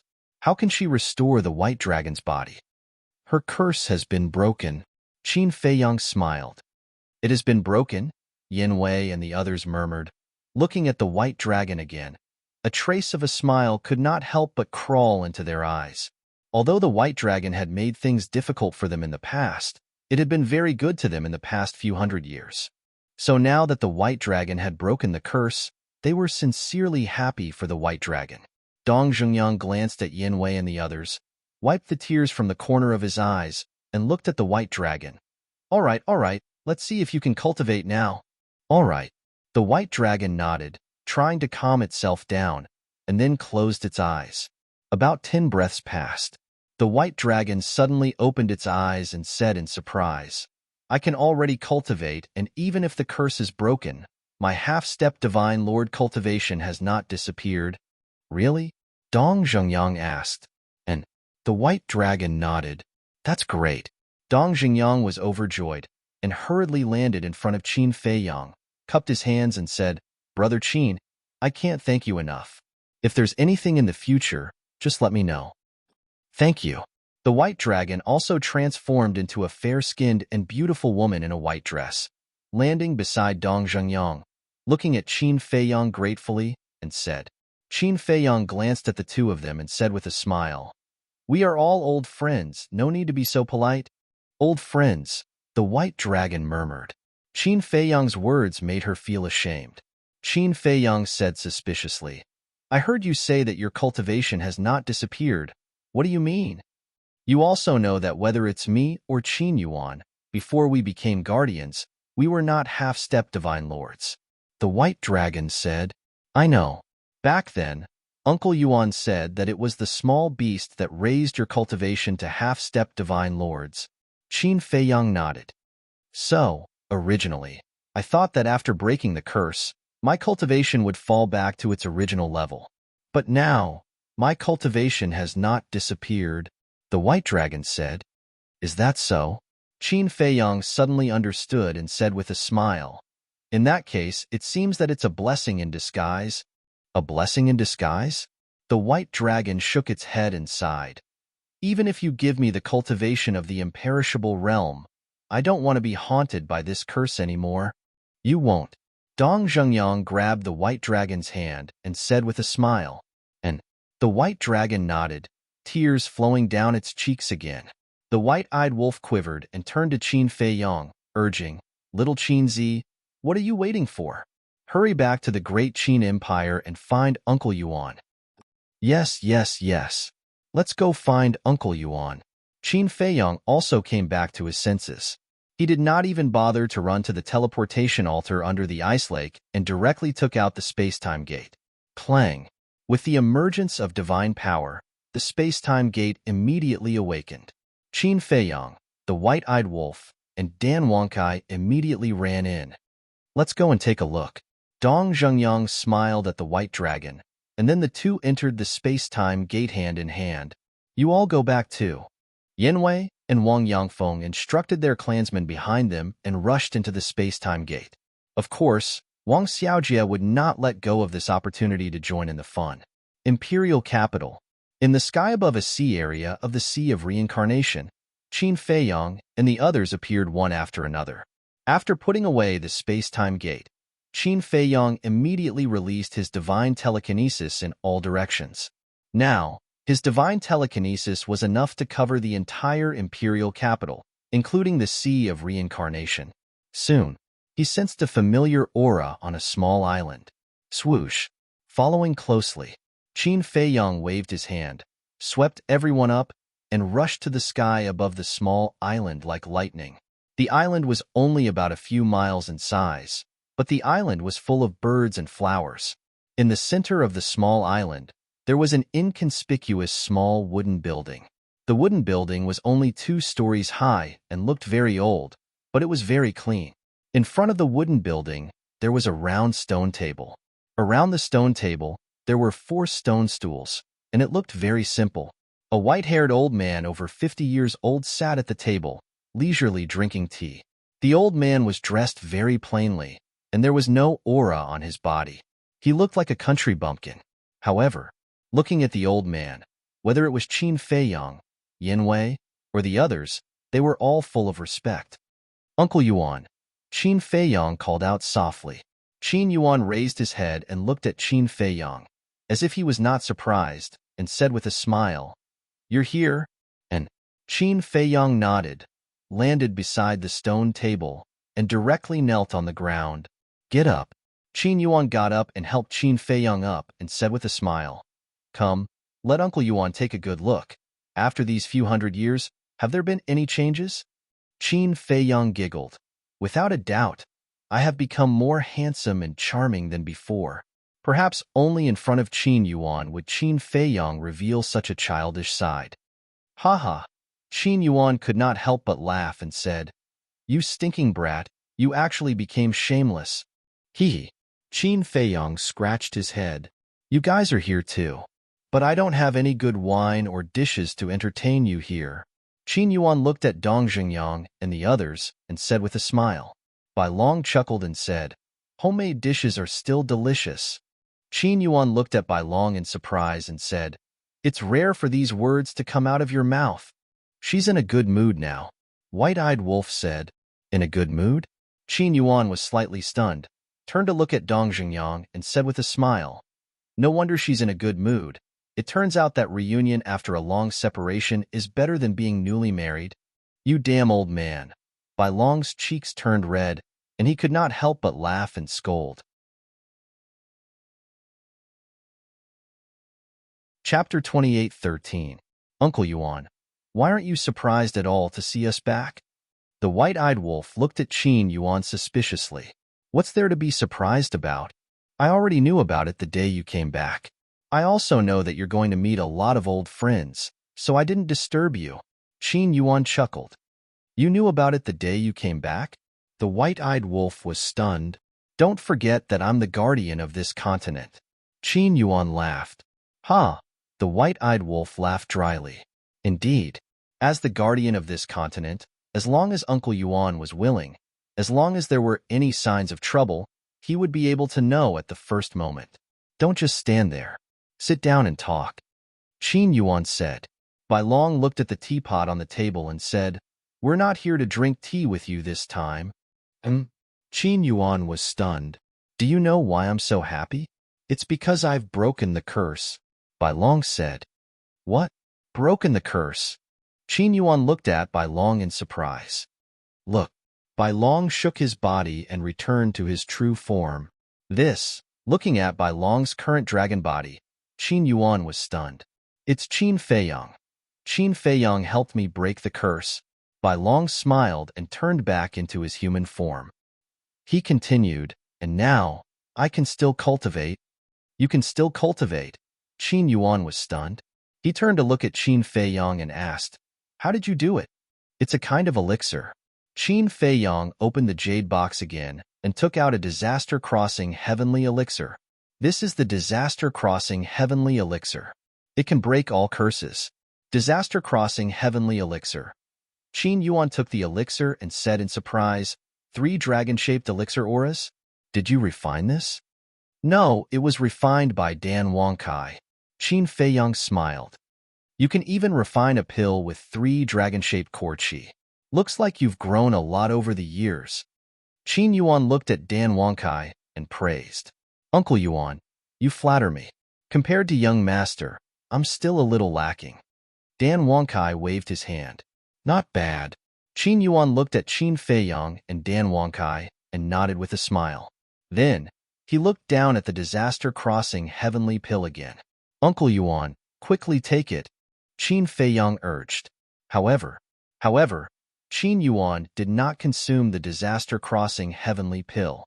The smile on his face slowly disappeared and a trace of worry appeared instead. What is it? Everyone looked at him in confusion. Sigh. Qin Feiyang sighed. He looked at Qin Feiyang and said, Feiyang, you're a fool. Confused? Qin Feiyang was taken aback. Damn old man, what's wrong with you? He came all the way here to deliver the pills. Why are you scolding him? White Dragon frowned. I didn't scold him. I'm very happy that Feiyang thought of me at the first moment. However, have you all thought of a problem? This curse was set by small beast. Now that the curse has been broken, won't it be alarmed? Qin Yuan said. Small beast. Upon hearing Qin Yuan's words, everyone's expression changed. That's right. Why didn't they think of small beast? Qin Feiyang also slapped his head. Because he was too happy and couldn't wait, he completely neglected this point. How is it? White Dragon came back to his senses and immediately looked up at the sky. His white face was full of worry. Don't be afraid. Dong Zhengyang comforted, but he was also very nervous in his heart. White Dragon has been breaking the curse for so long, but I don't see small beast appearing. I think it might not have noticed it. Dan Wangkai looked at the sky and frowned. For a moment, everyone looked at the sky and was silent. It's useless to worry. Qin Yuan shook his head and smiled. He threw the disaster-crossing heavenly pill into his mouth and appeared extremely calm. This was the state of mind. Even if danger came, he would not panic. What happened to White Dragon happened to Qin Yuan once again. Boom. Soon, accompanied by a low and loud sound, the curse on Qin Yuan's body was also successfully broken. Moreover, his cultivation did not drop and was still a half-step divine lord. Uncle Yuan, how do you feel? Qin Feiyang quickly asked. Qin Yuan smiled and said, I've regained my freedom. Of course I feel good. You guys are very good, but Grandpa Frog is very unhappy now. Before Qin Yuan's voice fell, a voice full of anger suddenly sounded in the sky above. This voice, the group of people's faces changed drastically. They immediately looked up and saw a small golden figure standing in the void above. If that wasn't the golden small beast, who else could it be? What should we do? The snow python suddenly panicked. Dong Zhengyang's face was also full of fear. Sigh. In the end, it still came. Qin Yuan sighed and walked in front of Qin Feiyang and the others. Uncle Yuan, what are you doing? Qin Feiyang looked at Qin Yuan's back. Qin Yuan turned a deaf ear to him. Looking at the golden small beast, he said respectfully, Lord Beast God, all of this has nothing to do with them. I asked them to do this. If you want to punish someone, punish me. Uncle Yuan, looking at the back of the old man in front of him, Qin Feiyang's heart ached. Even in the face of the golden small beast, Uncle Yuan still walked to the front to protect him without hesitation. This selfless care was more precious than anything in the world. How could he let such an old man get hurt because of him? Swish. Qin Feiyang looked up at the small beast and said, It was all done by me. The pills were also refined by me. If you want to be angry, come at me. Feiyang, don't mess around. Qin Yuan glared at Qin Feiyang. Uncle Yuan, you used to protect me and take care of me. Now, it's my turn to protect you and take care of you. Qin Feiyang smiled. The golden small beast looked down at the two of them and sneered. How touching! A cold-blooded creature like you will never understand. Qin Feiyang sneered. Feiyang, shut up. Seeing Qin Feiyang provoking the golden small beast, Qin Yuan shouted angrily and knelt on the ground. He looked at the golden small beast and said, I'm sorry. I didn't teach it well. Please forgive me, Lord Beast God. Uncle Yuan, why are you kneeling to it? Is it worthy? Get up. Qin Feiyang shouted and grabbed Uncle Yuan's arm. Feiyang, sometimes you have to lower your head. Qin Yuan was indifferent as he sighed. You can lower your head to anyone, but not to it. It doesn't have the right. Do you know? Not only did it snatch Chang Shui, but it also sealed the castle again.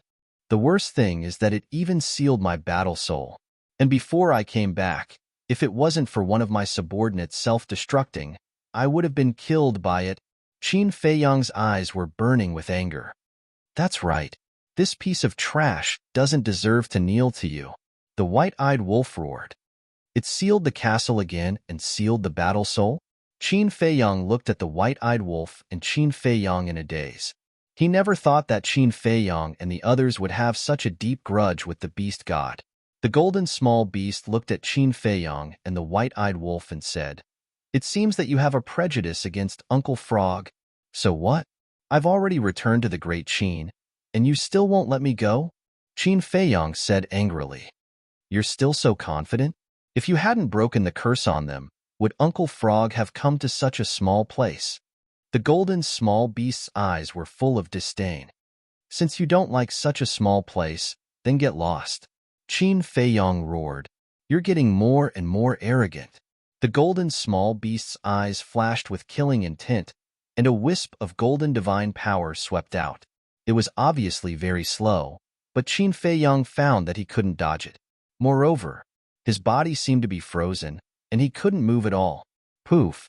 The divine power entered Qin Feiyang's chest, and a blood puppet the size of a football appeared.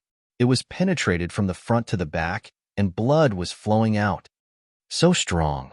Seeing this scene, Dong Zhengyang, Dan Wangkai, Yin Wei, Wang Xiaojia, Wang Yangfeng, Bai Long, and Qin Yuan were all shocked. I've let you go time and time again. Do you really think Uncle Frog can't bear to kill you? The golden small beast looked at Qin Feiyong with disdain. Of course, it's easy for you to kill me, but I'm not convinced. We refined the disaster-crossing heavenly pill ourselves, and we didn't ask anyone for help. What right do you have to stop us? Qin Feiyong said angrily, and his face was almost distorted. You still dare to be arrogant? The golden small beast raised its eyebrows. Qin Yuan saw that the situation was not good, and he hurriedly shouted, Lord Beast God, please show mercy. Get lost. The golden small beast roared, and its voice was like thunder. It turned into an invisible sound wave, and it shook Qin Yuan until he kept vomiting blood. Uncle Yuan.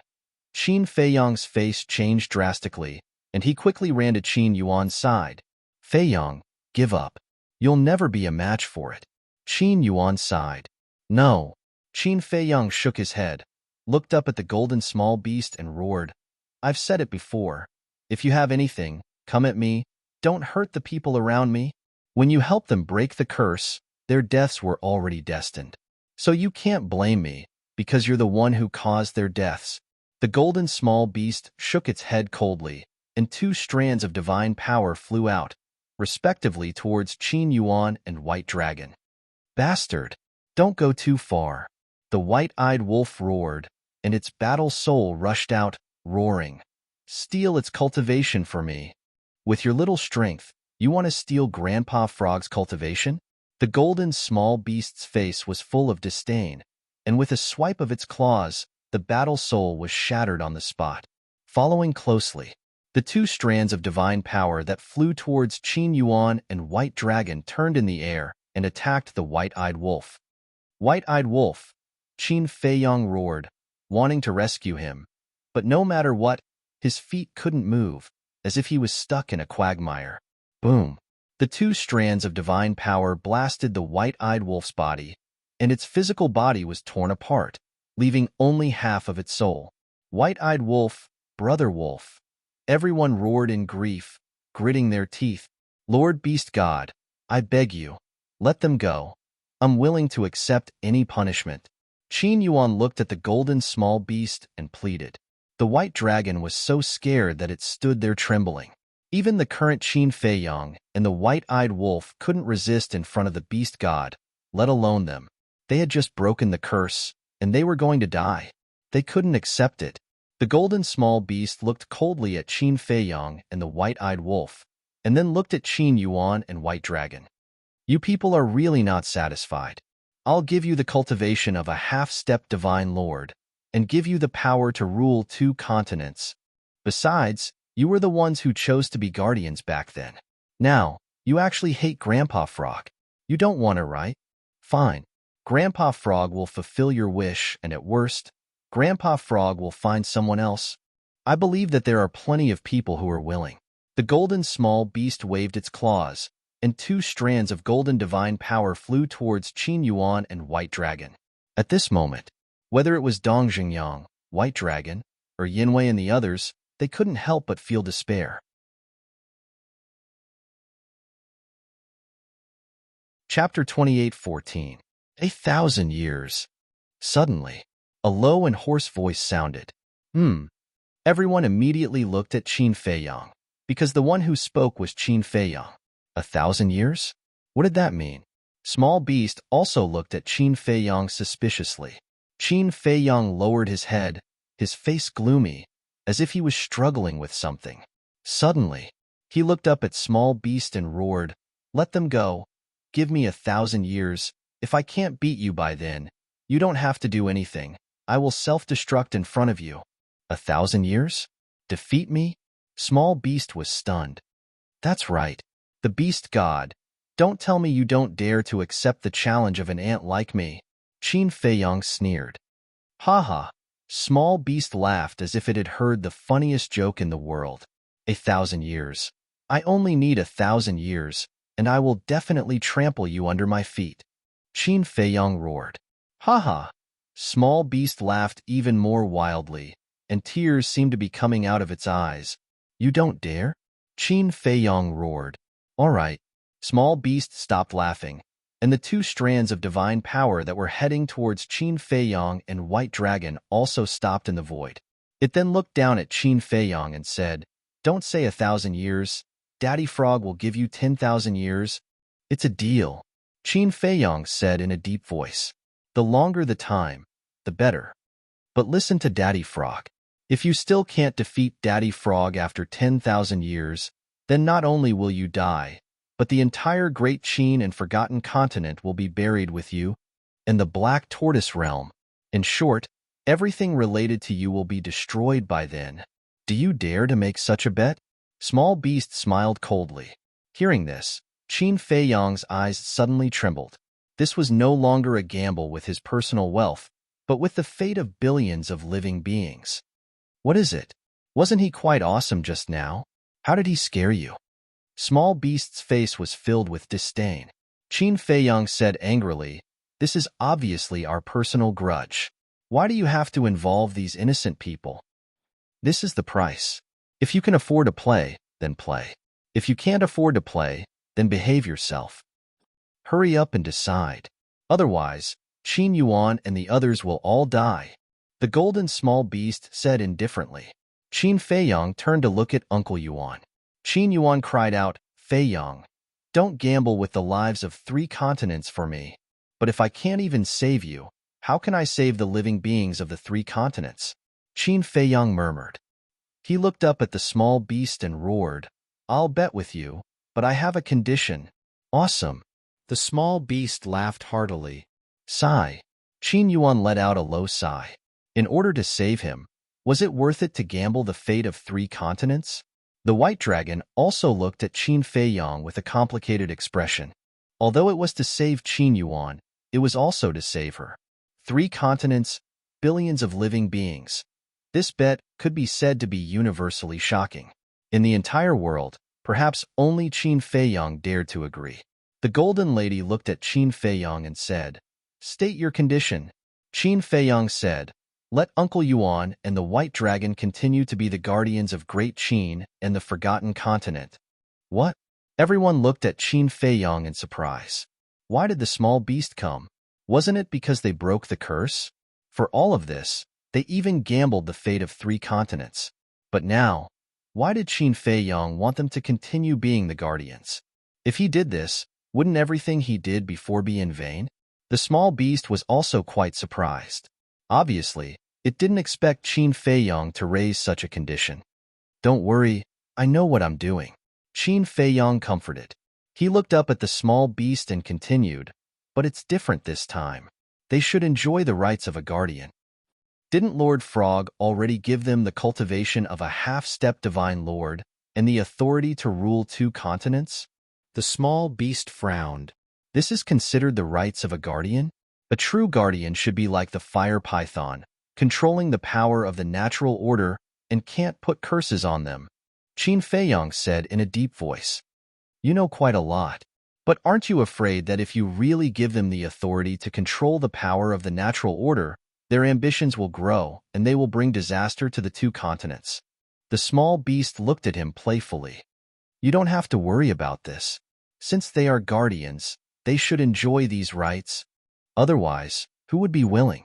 Even if someone is willing at the beginning, after a long time, they will still resent you. Today's matter will happen again. Is this what you want to see? Of course. With your strength, killing them is as easy as flipping your hand. But I believe that you don't like this kind of trouble," Qin Feiyang said in a deep voice. The small beast was silent. Uncle Yuan, Bai Long, and the fire python. Although they are in different places, they are all guardians. They should enjoy the same treatment. This is my only condition. I believe that for you. It is just a small matter," Qin Feiyang said. "Haha."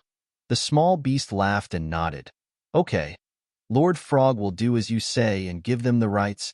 After saying that, it waved its claws, and 2 rays of divine light entered Qin Yuan and Bai Long's forehead.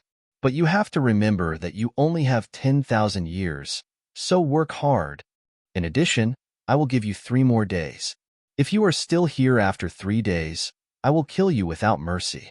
The small beast smiled coldly. Qin Feiyang was stunned for a moment, then suddenly became angry and roared. Why? This is my home, and I don't even have the freedom to go home? Freedom? When you defeat Lord Frog, no one will care where you go. But now, Humph, Lord Frog has the final say. The small beast's eyes flashed coldly, and it disappeared without a trace. Only then did everyone breathe a sigh of relief. Qin Feiyang looked gloomily at the place where the small beast disappeared, then quickly ran to the white-eyed wolf's divine soul and asked, "Are you okay? Why don't you try? I almost lost my life. How can I be okay?" The white-eyed wolf's angry voice came from the half of the divine soul. Qin Feiyang smiled and sent the white-eyed wolf to the castle. It would not take long for the white-eyed wolf to condense a divine soul and reconstruct its body. Feiyang, you are too stupid. How can you defeat it in 10,000 years? Qin Yuan sighed helplessly.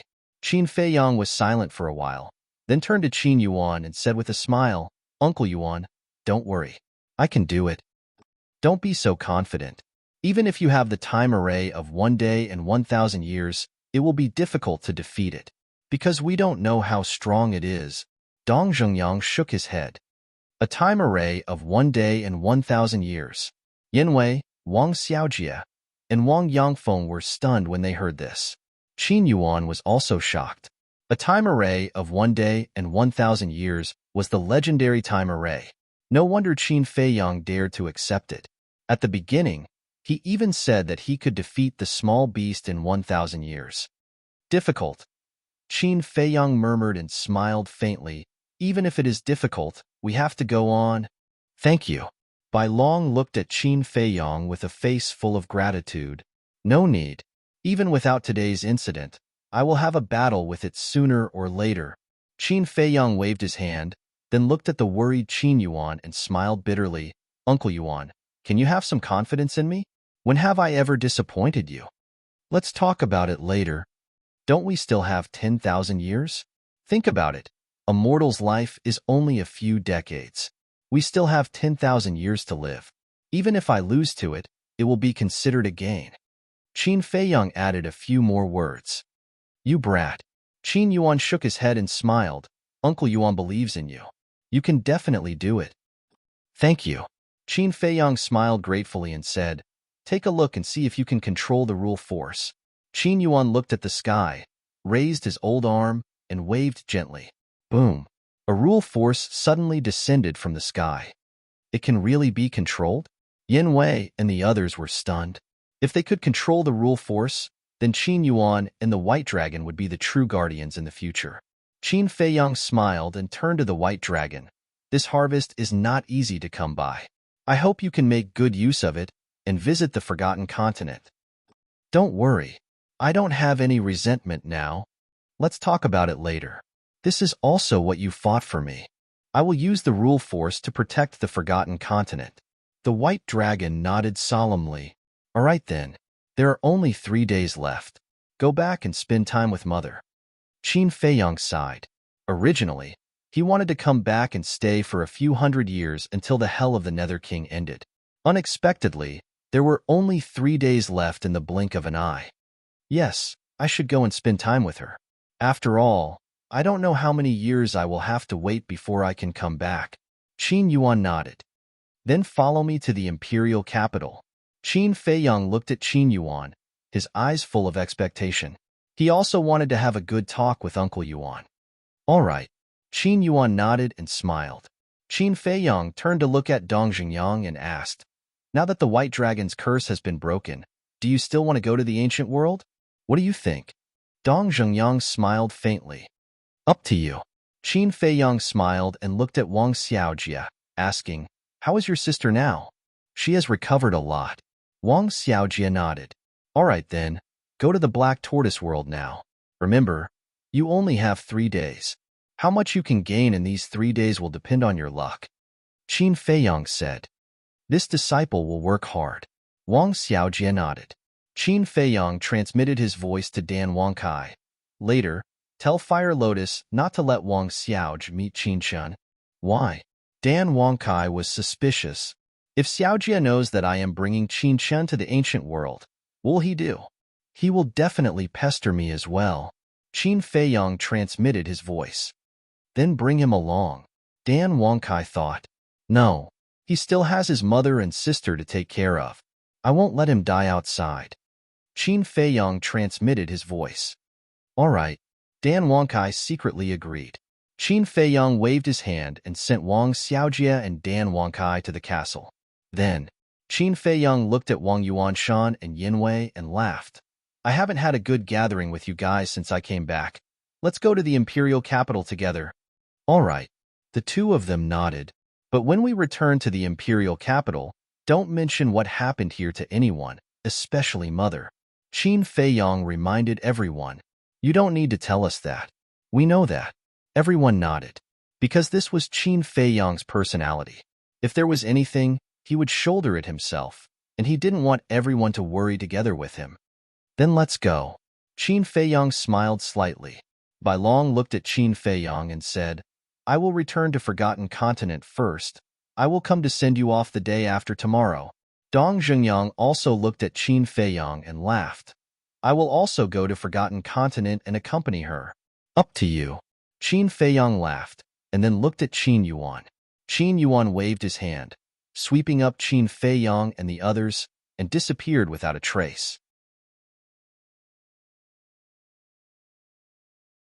Chapter 28:15. Do you really want to go again? After Qin Feiyang and the rest left, Bai Long turned to look at Dong Zhengyang and asked. Of course. Dong Zhengyang nodded. Why? Bai Long frowned. In the end, Qin Feiyang made this gamble of fate with the little beast in order to help you and Qin Yuan. How can I sit back and do nothing when it's related to you?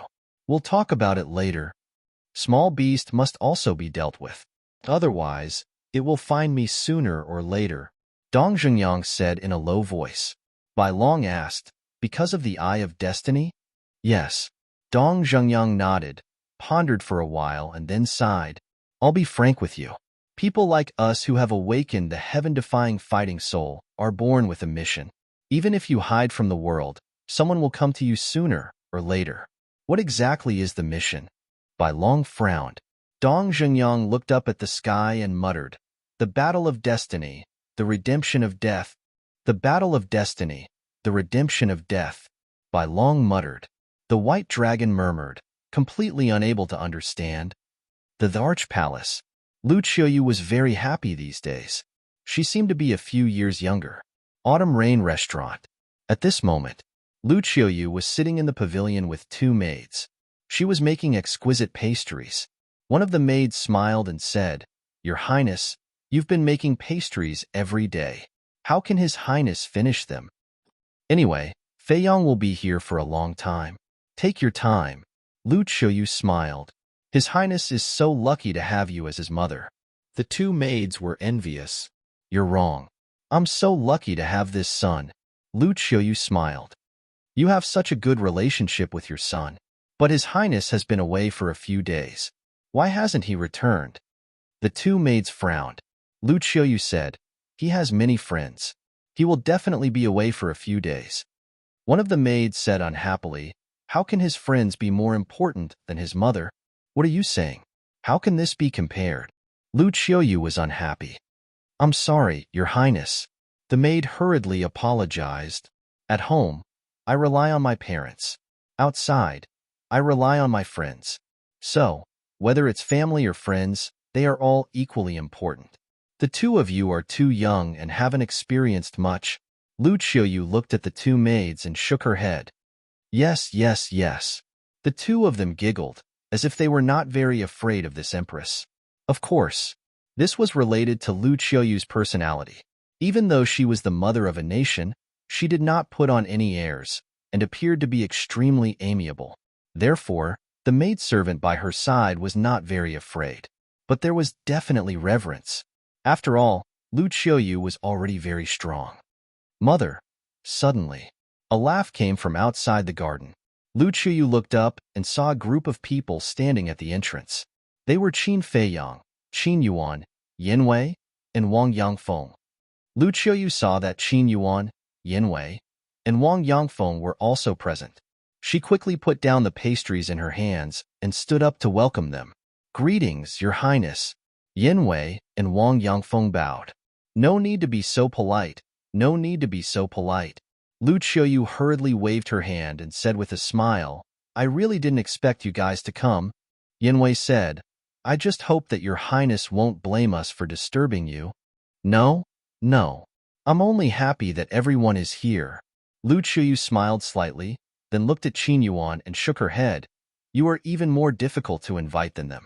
All these years, I sent someone to invite you every time during the holidays, but you never came.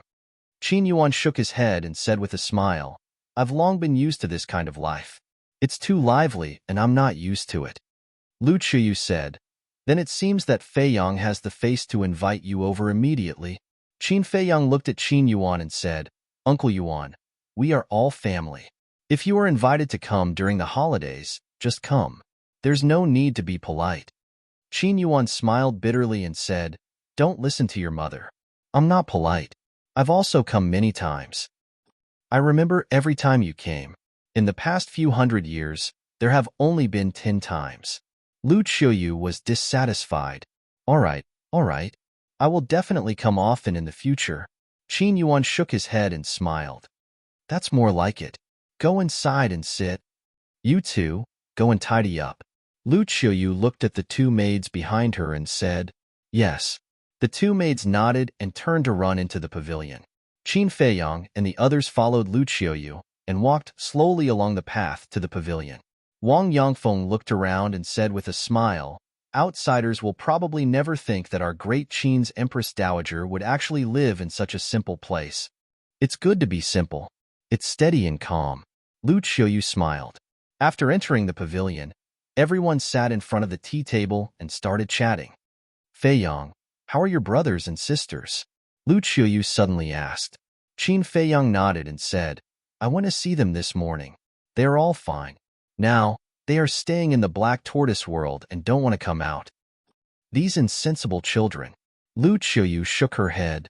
They are no longer children. Qin Feiyang said with a smile. What do you mean? Lu Qiuyu was stunned. You will know in 2 days. Let's keep you in suspense for now. Qin Feiyang chuckled. You little brat. Lu Qiuyu shook her head and said, Why? Have you seen them? Yes. Qin Feiyang nodded. Are you relieved now? Lu Qiuyu said with a smile. Yes. Seeing that they are living well, I can also roam the outside world with peace of mind. Qin Feiyang said. Lu Qiuyu looked outside and asked suspiciously, Why don't I see the wolf pup? It is about to break through, so it went to the Black Tortoise world to cultivate in seclusion. Qin Feiyang said, Is that so? I thought it was fooling around somewhere. Lu Qiuyu shook her head. Mother, you have misunderstood it. Ever since it entered the ancient world, it has been in seclusion. It is more serious and hard-working than anyone. Qin Feiyang said, Is that so? Lu Qiuyu was surprised. All these years, without its mischievous behavior, I am still not used to it. Qin Feiyang said with a smile, For it to cultivate in seclusion all day with its personality, it is really rare. Lu Qiuyu shook her head and smiled. Yes. However, hard work also pays off. Its strength should be stronger than mine now. Qin Feiyang said. The stronger you become, the prouder mother will be of you. However, you can't just think about cultivation. You also have to cultivate your relationship with the mermaid princess.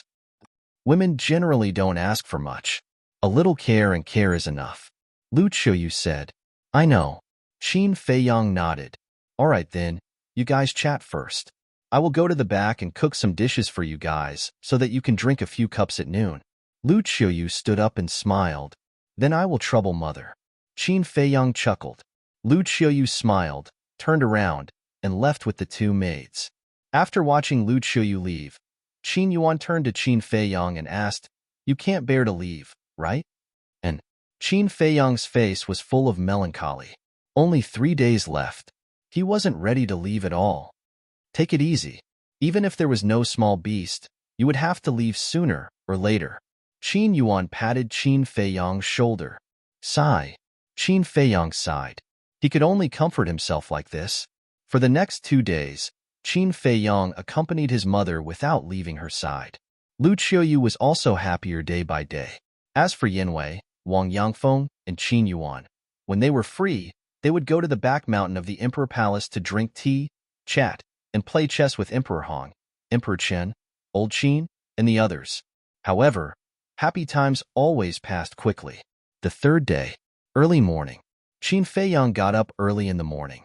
After washing up, he stood on the balcony of the second floor and looked up at the slowly rising sun. This was already the last day. He would leave tomorrow morning. Even if he was reluctant, he couldn't change it. This was strength. Today, in front of Small Beast, he didn't even have the right to stay at home for one more day. Crack. Unconsciously, he clenched his fists, and his joints made crisp cracking sounds. If he wanted true freedom, not only did he have to defeat Small Beast and Ice Dragon, but he also had to transcend this world. In other words, he had to defeat the god of creation. The road ahead was long. You're up so early? What are you looking at? So engrossed?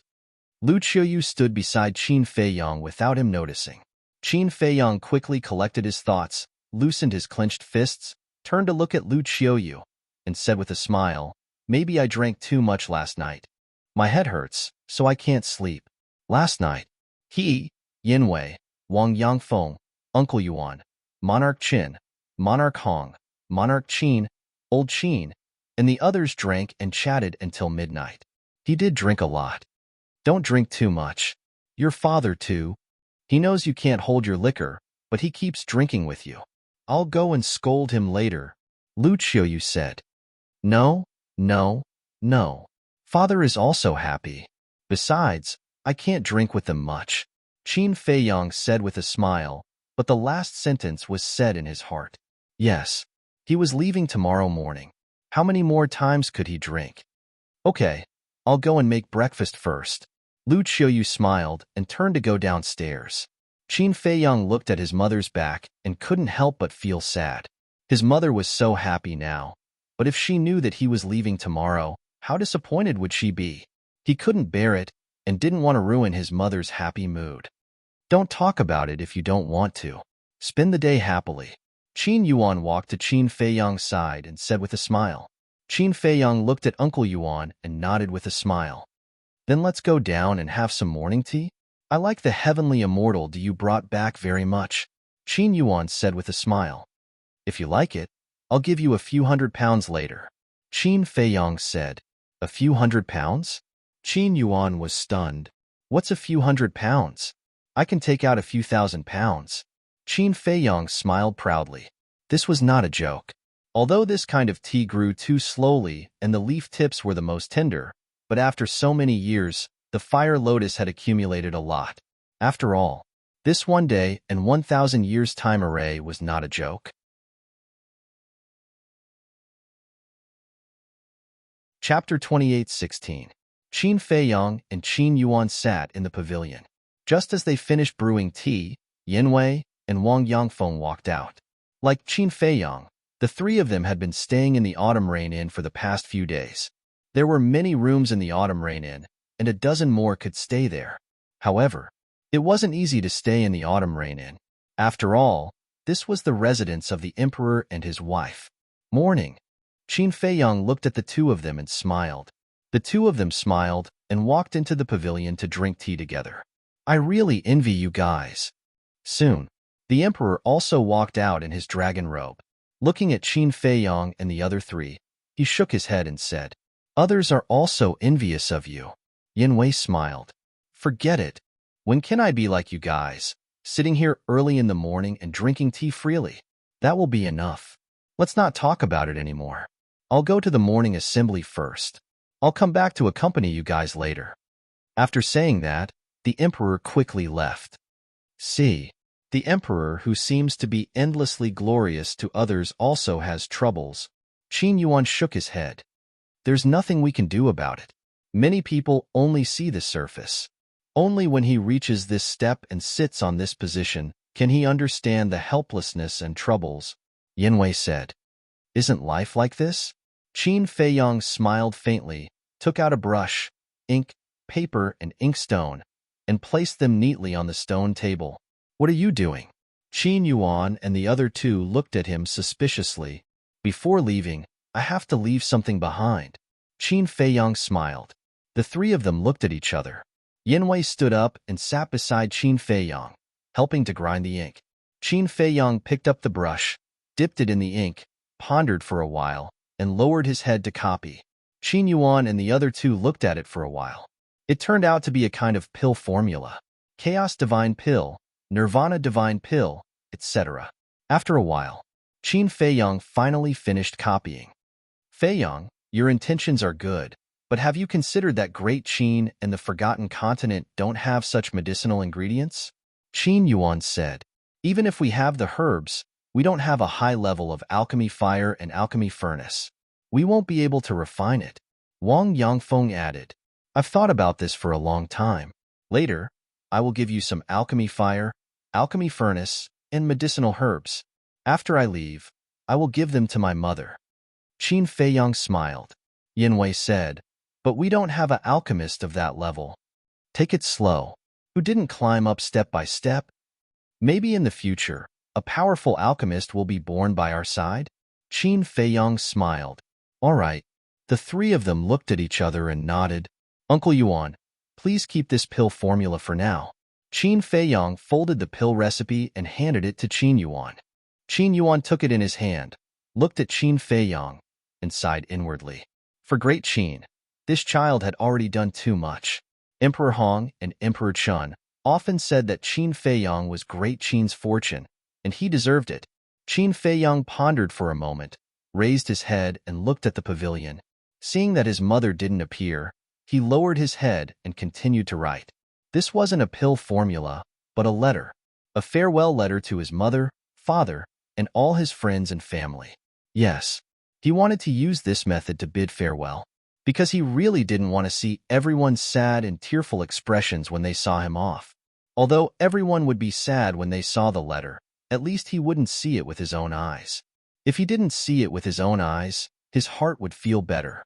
A moment later, Qin Feiyang wrote an entire page, then dried the ink, folded it, and handed it to Qin Yuan. Then, Qin Feiyang put away the brush, ink, paper, and inkstone, took a sip of tea, and then looked at Qin Yuan and the other two, who all looked at him with a disappointed face and couldn't help but shake his head and smile. What are you guys doing? Didn't I just say that we have to spend the day happily? Besides, if Mother sees your expressions, she will definitely be suspicious, Qin Feiyang said. Qin Yuan said helplessly, You still have the mood to comfort us? What a joke. I am someone who has seen the world. My state of mind is definitely better than yours. Qin Feiyang smiled proudly.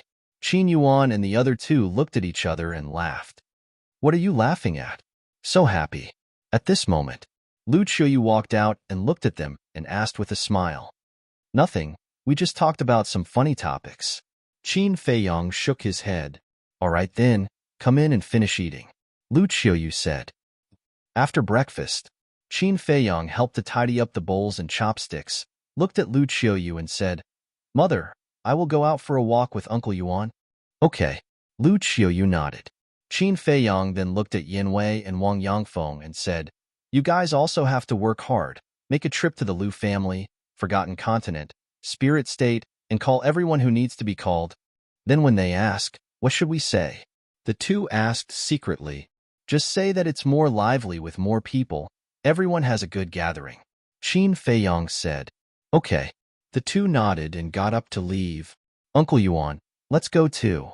Qin Feiyang smiled at Qin Yuan and flew towards the back of the mountain. Greetings, Your Highness. At the entrance of the back of the mountain, the Kirin army guarding outside immediately bowed. And Qin Feiyang nodded and followed Qin Yuan straight into the back of the mountain. At this time, the back of the mountain was surrounded by clouds and mist, like a fairyland. With the 10 crystal veins and spirit veins, this place had become a holy land for cultivation. Qin Yuan said with a smile, This time you came back, you have made a great contribution again. Contribution? Qin Feiyang was stunned. Crystal veins, spirit veins, divine weapons, divine arts, aren't they all contributions? Qin Yuan said, These are all small matters. Qin Feiyang shook his head. It's a small matter for you, but for us, These divine objects are unimaginable. Qin Yuan smiled. Qin Feiyang asked with a smile, "Then I'll take you to the Black Tortoise world?" "Okay." Qin Yuan nodded. Qin Feiyang waved his hand, and the two immediately appeared in the sky above the ancient castle of the Black Tortoise world. Looking at the medicine field below and the astonishing energy of the spirit veins and crystal veins, even Qin Yuan's indifferent mood couldn't help but be shocked. Although I've given out a lot of crystal veins and spirit veins, for me, it's just a drop in the ocean. Qin Feiyang smiled faintly. "I've seen it." Qin Yuan nodded. "Qin Dage." At this time, Fire Lotus flew up. Qin Feiyang looked at Fire Lotus and said with a smile, "Fire Lotus, let me introduce you. This old man is the Uncle Yuan that I often mention to you." "Hello, Uncle Yuan." Fire Lotus bowed. Don't. Qin Yuan hurriedly waved his hand, because in his eyes, Fire Lotus was like an unfathomable ocean. Obviously, this was an extremely terrifying expert. "Uncle Yuan, she's called Fire Lotus, a sister of mine. The heavenly immortal dew was cultivated and brewed by her alone." Qin Feiyang laughed. Qin Yuan nodded his head and looked at Fire Lotus with a smile. "So the heavenly immortal dew was made by you? I had nothing to do, so I planted it for fun. I just didn't expect that Qin Dage would like it so much." Fire Lotus laughed. "Planted for fun?" Qin Yuan was slightly taken aback and revealed a meaningful smile. How could this kind of tea be planted for fun? It must have been carefully cultivated. It was just that there were some things that even if one saw through, one shouldn't say it out loud. "Fire Lotus, go prepare some tea leaves, as well as pill fire, pill furnace, and various medicinal herbs. Don't hurt the roots of these medicinal herbs." Qin Feiyang looked at Fire Lotus and said, "Understood." Fire Lotus nodded and then looked at Qin Yuan with a smile. "Then Uncle Yuan, I'll go get busy first. You can do whatever you want." "All right." Qin Yuan nodded. After Fire Lotus left, Qin Yuan looked at Qin Feiyang and said with a smile, "You're good? What do you mean?" Qin Feiyang scratched his head. Qin Yuan said, "Such a good girl is actually hiding in the Black Tortoise world. Tell me honestly, when do you plan to get married?" "Get married?" Qin Feiyang was slightly taken aback and smiled bitterly. "Uncle Yuan, when did your image become so vivid? Still pretending?" Qin Yuan was unhappy. "I'm not pretending. The relationship between Huarlian and I is purely that of siblings." Qin Feiyang was helpless. "Is that so?" Qin Yuan frowned. "Yes. Whether it's me or her, we don't have any other thoughts." Qin Feiyang nodded. "That's a pity. Although I just met her, this old man really likes her." Qin Yuan shook his head regretfully and asked, "Then what's her cultivation like?" "Her cultivation?" Qin Feiyang was stunned and shook his head. "It's better if you don't know. Brat, this old man has seen all kinds of things. How can you scare this old man?" Qin Yuan glared at Qin Feiyang. "All right. Fire Lotus is at the initial imperishable stage and has comprehended the law of time. She's a true supreme expert. Even in the ancient world, she's a top existence. Anyway, she's much stronger than me." Qin Feiyang smiled. "Since she's so much stronger than you, why would she be willing to be your sister?" Qin Yuan was doubtful. "Is there a need to think about it?" "Of course it's because of my character and charm." Qin Feiyang smiled. "Brat." Qin Yuan scolded with a smile. But then again, how strong was the imperishable stage? Qin Feiyang seemed to see through Uncle Yuan's doubts and explained, "The imperishable stage is very strong. Above the Divine Monarch stage is the Paragon stage. Above the Paragon stage is the Nine Heavens stage. And above the Nine Heavens stage is the imperishable stage." As Qin Feiyang explained, he took Qin Yuan to see the scenery of the Black Tortoise world. Looking at the vast world, Qin Yuan was extremely shocked. An independent world. He never thought that in just a few hundred years, this brat had already grown to this extent. Several days passed. The two returned to the Devil's Land, and Fire Lotus had already prepared everything and stored it in a Qiankuren ring. Several days passed in the Black Tortoise world, but it was only a moment outside. Qin Yuan carefully put away the Qiankuren ring, then looked at the ancient castle below, and then glanced at the Devil's Land and said, This old man sensed many familiar auras. Everyone should be back. And Qin Feiyang nodded. All right, let's go out. Qin Yuan smiled. Everyone was hiding in the Black Tortoise world, and he understood that, so he didn't disturb them. Fire Lotus smiled and said, Uncle Yuan, take care. Qin Yuan said, in the future, I'll have to trouble you to take care of Feiyang. I'm not afraid of being laughed at, but it has always been Qin Dage taking care of me. Fire Lotus said, he can take care of you? It's good enough that he doesn't cause you trouble. Qin Yuan shook his head. Uncle Yuan, am I so unbearable? Qin Feiyang was speechless. Qin Yuan shook his head and smiled, then glanced at the continent in front of him and said, Let's go. Qin Feiyang waved his hand, and the two appeared in the sky above the back mountain again, then walked toward the deepest part of the mountain, where Emperor Hong and Emperor Chun lived.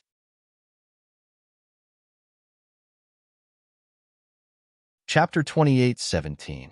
Entering the deepest part of the back mountain, Qin Feiyang saw Emperor Hong and Emperor Chun sitting by the lake, drinking morning tea. Grandpa, great-grandpa. Qin Feiyang waved and smiled. Morning. Emperor Hong and Emperor Chun raised their heads, smiling at Qin Feiyang and Emperor Chun. The two walked over and sat on the side. Drink. Emperor Chun poured 2 cups of tea and pushed them in front of Qin Feiyang and Qin Yuan. Qin Feiyang smiled, took a sip of tea, and then looked at the statues in the center of the lake. What are you looking at? Emperor Chun asked suspiciously. Maybe. What else can I leave behind? Qin Feiyang murmured. Several rays of divine light flashed from the center of his eyebrows and disappeared into the statue's forehead. These were all formed by divine arts. There were divine armor, soul destruction technique, Qilin art, wisdom king golden body, and so on. The inheritance had been left behind. Whether the future generations could get it or not depended on their luck. What are you doing? Emperor Hong and Emperor Chun looked at each other and then at Qin Feiyang, puzzled. Leave more inheritance. I hope our Qin clan can get better and better in the future. Qin Feiyang smiled. Thank you. Emperor Hong smiled with relief.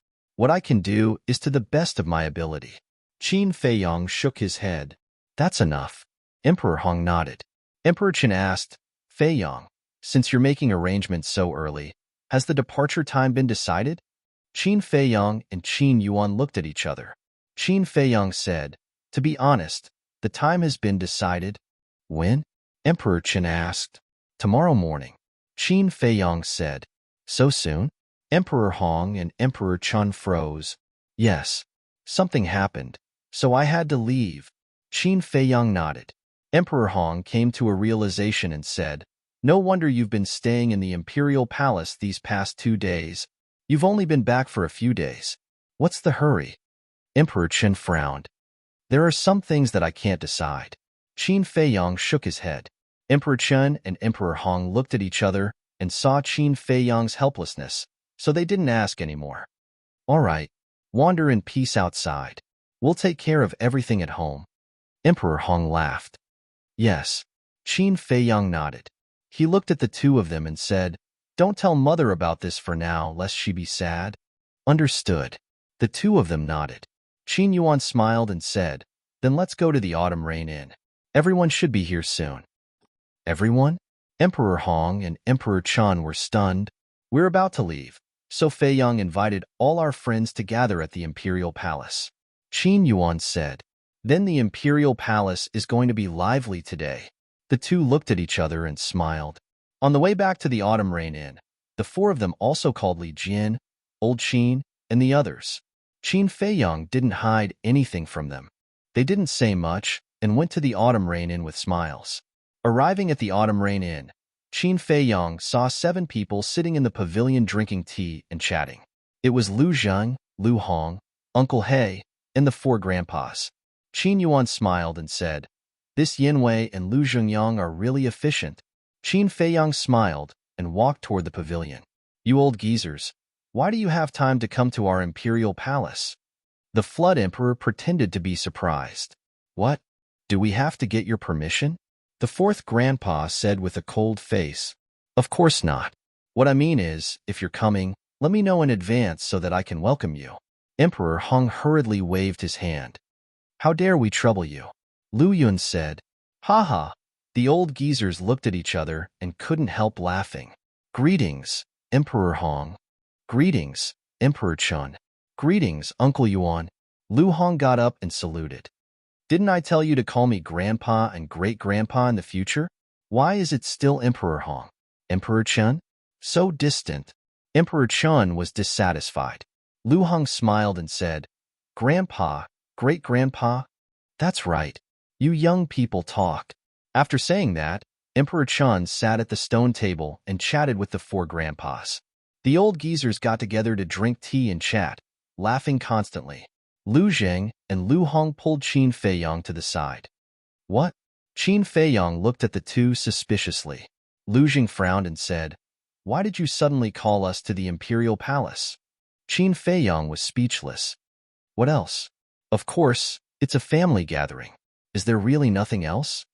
Lu Zheng and Lu Hong looked at him suspiciously. No. Qin Feiyong shook his head. At this time, Lu Chuyu stood at the door of the attic, looked at Qin Feiyong and said, Feiyong, come here. Okay. Qin Feiyong nodded, looked at Lu Zheng and Lu Hong, and whispered, There will be more people coming later. Help me welcome them. After saying that, he ran to the attic. More people are coming? Lu Hong and Lu Qiuyu were stunned. Qin Feiyong ran to the door of the attic, looked at Lu Qiuyu, and asked with a smile, Mother, what's the matter? I just heard from your grandpa that it was you who asked them to come to the imperial palace. What's going on? Lu Qiuyu was suspicious. What else can it be? I just want everyone to get together and be happy. Qin Feiyong laughed. He had expected his mother to ask, Is there really nothing else? Lu Qiuyu looked at him doubtfully. There's really nothing else. Qin Feiyong was helpless. Lu Qiuyu said, Don't lie to me. Even if you lend me dozens of guts, I won't dare to lie to you. Qin Feiyong smiled bitterly. All right, then how do you plan to arrange so many people? Lu Qiuyu asked. What's there to arrange? They're not outsiders. Let's get together, drink tea, and chat. That's enough. Qin Feiyong said. How can you entertain guests casually like this? Lu Qiuyu was speechless and said, Okay, I'll arrange it. You go and chat with them. Then I'll have to trouble you, Mother. Qin Feiyong smiled. Brat. Lu Qiuyu scolded with a smile. It's so lively. Suddenly, a horse laugh sounded. Everyone looked up and saw a group of people landing at the entrance of the garden. Old Master Rin? Uncle Yin? Ling Yunfei? Sister Wu Shuang? Shuang-er. Lu Hong was stunned. Why are they all here? Ling Yunfei looked at the indifferent group of people and said in dissatisfaction, Hey, hey, hey, is there no one to receive us? We're guests after all. Scram. What kind of guest are you? If you want to come, then come. If you don't want to come, then leave. Lu Hong glared at Ling Yunfei, walked up and smiled. Grandpa and Uncle Yin, Uncle Jiang, Aunt Shui, Aunt Luji, please come in. A group of people filed in. Lu Hong looked at Ling Yunfei's daughter and immediately squatted on the ground, smiling. Yin-er is already so big. You are? The little girl looked at Lu Hong suspiciously. Don't you remember? I even went to see you when you were young. Lu Hong laughed. The little girl shook her head. Yin-er, this woman is a tigress. You'd better stay away from her in the future. Ling Yunfei held the little girl and taught her seriously. Who are you calling a tigress? Lu Hong immediately frowned. Whether she's a tigress or not, Lu Zheng has the most right to say. Ling Yunfei chuckled, looked at Lu Zheng standing not far away, and said, Lu Zheng, say something fair. You and I know it in our hearts. Why do you have to say it out loud? Lu Zheng winked. What did you say? Lu Hong immediately glared at him. No, no, my dear wife. This Ling Yunfei is a scum. You should stay away from him in the future. Lu Zheng quickly waved his hand and glared at Ling Yunfei fiercely. With the opposite sex, there's no humanity. Ling Yunfei shook his head sadly. The little girl looked at Ling Yunfei and said, Daddy, what do you mean by with the opposite sex, there's no humanity? This? The little girl suddenly asked this, and Ling Yunfei didn't know how to answer for a moment. See, sooner or later, the child will be led astray by you. Zhao Shuang couldn't help but glare at Ling Yunfei. Ha! Ling Yunfei smiled embarrassedly. In the pavilion, Emperor Hong stood up and looked at Old Master Ran and the others. He said with a smile, Come, come, come, come, sit. I'm afraid we can't sit here. Jiang Jingyi said with a smile. Yin Nanshan also chuckled. It feels more lively than the end of the year. Yeah. Everyone nodded. Lu Zheng, what are you still doing? Hurry up and bring some stools over. Lu Yun looked at Lu Zheng and shouted. Lu Zheng muttered. It seems that I'm also a guest. Lu Yun immediately stared. Okay, okay, okay. Right away, right away. Lu Zheng nodded and hurriedly ran into the attic. Looking at Qin Feiyang, he said angrily, You have the nerve to let me, a guest, busy myself? You're the only one who thinks of yourself as a guest. Qin Feiyang shook his head and laughed. Scram. Lu Zheng glared fiercely at Qin Feiyang, then picked up a few stools and ran out. Lu Xingyang looked outside and asked, Feiyang, is there anyone else? Yes. Qin Feiyang nodded. You child, calling so many people at once. I wasn't prepared at all. Lu Qiuyu shook his head and smiled bitterly. Didn't I already say that we're all family? There's nothing to prepare. Qin Feiyang said. Lu Qiuyu smiled helplessly. Yo, so many people. Is it some kind of happy occasion? Suddenly, another voice rang out. Fatso, Li Yin, Gongsun Bei, Yi Shu, and the others also came under the lead of Yin Wei and Wang Yangfeng. Lu Hong was stunned. Almost everyone was here. Fatso ran in, looked at everyone, cleared his throat and shouted, Grandpas and grandpas, uncles and aunties, brothers and sisters, hello? Everyone looked at Fatso speechlessly. How old was he? Why was he still so childish? Why is there no reaction? Give me a red packet at least. Fatso said sadly. Everyone rolled their eyes at once. Lian's face darkened, and she said, Don't embarrass me here, okay? How is this embarrassing? This is called bonding. You don't understand. Fatso waved his hand and ran to the attic. Lian, this damn Fatso, we still have to teach him a lesson. Feng Ling Er looked at Lian and said, Indeed, you're already a father, but you're still so indecent. Lu Hong, Zhao Shuanger, Ren Wushuang, and Luo Qingzhu also nodded one after another. Fatso ran to Qin Feiyang's side and looked at Lu Qiuyu with a smile. Hello, Auntie? Lu Qiuyu smiled slightly. Auntie, I have something to talk to boss. After Fatso finished speaking, he dragged Qin Feiyang and ran to the side. What? Qin Feiyang looked at him in confusion. Fatso whispered, Boss, what's wrong with you? Didn't we just have a gathering a few days ago? Is this not good? Everyone is together for fun. Qin Feiyang was suspicious. If it's just a simple gathering, of course it's good. But why does Fat Lord feel that it's not that simple? Fatso frowned. What's not simple? Qin Feiyang rolled his eyes at Fatso, looked at the men, women, and children in the garden, and said with a smile, I haven't seen such a happy atmosphere for a long time.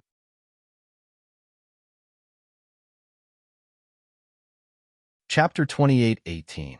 Not long after, the emperor returned from the morning court.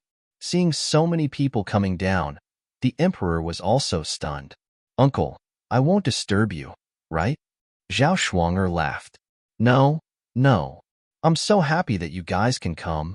You guys chat first. I'll go change my clothes. The emperor smiled slightly, walked into the attic, looked at Lu Qiuyu, and asked in a low voice, What's going on? It was Feiyang who invited us, saying that he wanted everyone to get together and have a good time. Lu Qiuyu was helpless. The emperor turned his head to look at Qin Feiyang, who was standing with Fatso, and couldn't help but shake his head and smile, saying, All right, as long as he's happy. Qin Feiyang was indeed very happy now, because it had been too long since they had gathered like this. Those smiling faces were like the sun, warming his heart. This scene was also slowly imprinted in his heart, and he would never forget it for the rest of his life. Night gradually fell. The entire autumn rain building was brightly lit. In the garden, there were 5 round tables, which were already filled with hot dishes. Feiyang, Let your brothers and sisters come out to gather. Emperor Hong said. Qin Feiyang patted his head and laughed. I almost forgot about them, but before you see them, you guys have to be mentally prepared. What? Everyone looked at him suspiciously. Qin Feiyang smiled mysteriously, and with a wave of his arm, 10 figures appeared in front of everyone.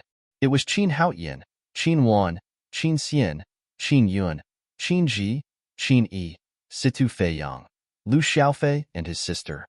And Qin Haoyan and the others were caught off guard. Because they were not prepared in advance, they were suddenly taken out by Qin Feiyang. At the same time, Emperor Hong and the others also looked at Qin Haoyan and the others suspiciously. Gradually, they revealed a trace of bewilderment. Lu Chuyu looked at Qin Yi and asked, You are? Qin Yi stepped forward and hugged Lu Chuyu's arm and said with dissatisfaction, Mother, you can't even recognize your own daughter? It's really you. Lu Chuyu's face was full of shock. What was going on? A few days ago, they were still 2 children. How did they become a young lady and a handsome young man after going to the Black Tortoise world? Qin Yi also ran in front of Lu Chuyu and smiled, Mother. Look at our cultivation. Boom. Qin Yi directly released his aura. This is divine might. Lu Chuyu was stunned. Qin Yi smiled proudly and said, Brother Zhu Yi and I have both broken through to the War God realm. What? Both of you broke through to the War God level? Lu Chuyu was dumbfounded. Qin Yun smiled and said, I don't know about them. We have already become war gods, and Brother Haoyan has already become a monarch god. No way. Lu Chuyu looked at the children in front of her in shock. The emperor and the others were also in disbelief. How many days had it been? Including today, it had only been 5 days, and he had already broken through to the Divine Lord realm? Imperial Mother, Imperial Father, that is indeed the case. Qin Haoyan nodded and also released his aura. How could this be? Everyone's face was filled with bewilderment. You may not know, but Feiyang's Black Tortoise realm now has a time array that lasts 1 day and 1,000 years. Although they have only been in the Black Tortoise realm for 5 days, 5,000 years have passed in there. In addition to all kinds of pills and resources, 5,000 years to break through to the monarch god realm is actually considered slow. Qin Yuan smiled and said, he had been to the Black Tortoise realm and knew how terrifying its foundation was. 1 day and 1,000 years. The emperor and Lu Chuyu looked at each other. Lu Zheng came back to his senses and hurriedly looked at the Lu siblings and said, Xiaofei, Xiaojia, come. Let me see how far you have cultivated. You brat, come over here and let me take a good look. Fatso waved at Situ Feiyang. In the past few days, the 3 of them had become more mature and steady, exuding a sharp aura from their bodies. Father, Xiaofei, Xiaojia, and I have only cultivated in the Black Tortoise realm for a long time. How much can we improve in 3 days? Situ Feiyang was helpless. Yes, we have only just become gods. As for Xiaojia, she has barely reached the war god realm. Lu Xiaofei said, you have also become gods? Everyone looked at the 2 of them in shock. What is there to be surprised about? If Annie Fire Lotus was not worried that we would break through too quickly and affect our state of mind and deliberately slowed down our speed, I am afraid that even Xiaojia would have become gods, Situ Feiyang said. This is the result of deliberately slowing down the speed? Everyone was dumbfounded. If they did not slow down the speed, what cultivation would these little ones have now? It was hard to imagine. Wait a minute. Fire Lotus. Lu Chuyu looked at Qin Feiyang and asked suspiciously, who is Fire Lotus? Qin Feiyang smiled and said, she is a sister that I recognized. Lu Chuyu said, then why don't you let her come out? We can meet her too. Qin Feiyang was a little hesitant. This is your fault, child. You brought a friend back and still hit her? The emperor was also displeased. There will be a chance in the future. Qin Feiyang smiled faintly. Emperor Hong greeted with a smile. All right, the food is almost ready. Everyone, please take a seat. Everyone drank and chatted merrily all the way until late at night. Other than those who knew about it, everyone else went to rest. Although the Autumn Rain Pavilion could not accommodate so many people, there were still many palaces nearby. Inside the pavilion, Qin Feiyang, Emperor Hong, Emperor Chen, Qin Yuan, Li Jian, and Old Man Qin were sitting together. Then I will also go back. Qin Haoyan walked out of the pavilion and looked at Qin Feiyang. Don't go yet, Qin Feiyang said. Qin Haoyan looked suspiciously at Qin Feiyang. Qin Feiyang looked at the pavilion where the candlelight was gradually extinguished and said, Come in and have a seat. Qin Haoyan walked into the pavilion and sat opposite Qin Feiyang. Qin Feiyang asked, Do you know why I let you go to the Black Tortoise world to cultivate? Beside him, Emperor Hong and the others were all drinking tea, not saying a word. I don't know. Qin Haoyan shook his head. I want to pass the responsibility of protecting the great Qin and forgotten continent to you, Qin Feiyang said. Qin Haoyan was stunned and shook his head. I don't have the time. Then you can't run away, because you are the third person to have the purple gold dragon blood. Although father and mother gave birth to so many brothers and sisters, I believe that none of them can achieve ancestral awakening. Qin Feiyang smiled. You are so sure? Qin Haoyan frowned. It seems that when you awakened the purple gold dragon soul, I already knew the opportunity for ancestral awakening. This opportunity is the purple gold dragon soul. In other words, only the descendants of the Qin clan who awakened the purple gold dragon soul have a certain chance of ancestral awakening. Qin Feiyang said. Qin Haoyan frowned and said, Even so. So what? I don't know why our Qin clan has the purple gold dragon blood, but I know one thing. Everyone who has the purple gold dragon blood has a different fate than others. For example, my ancestors and I have fought hard to protect the great Qin. I believe that you will be no exception, Qin Feiyang said. I don't believe in fate.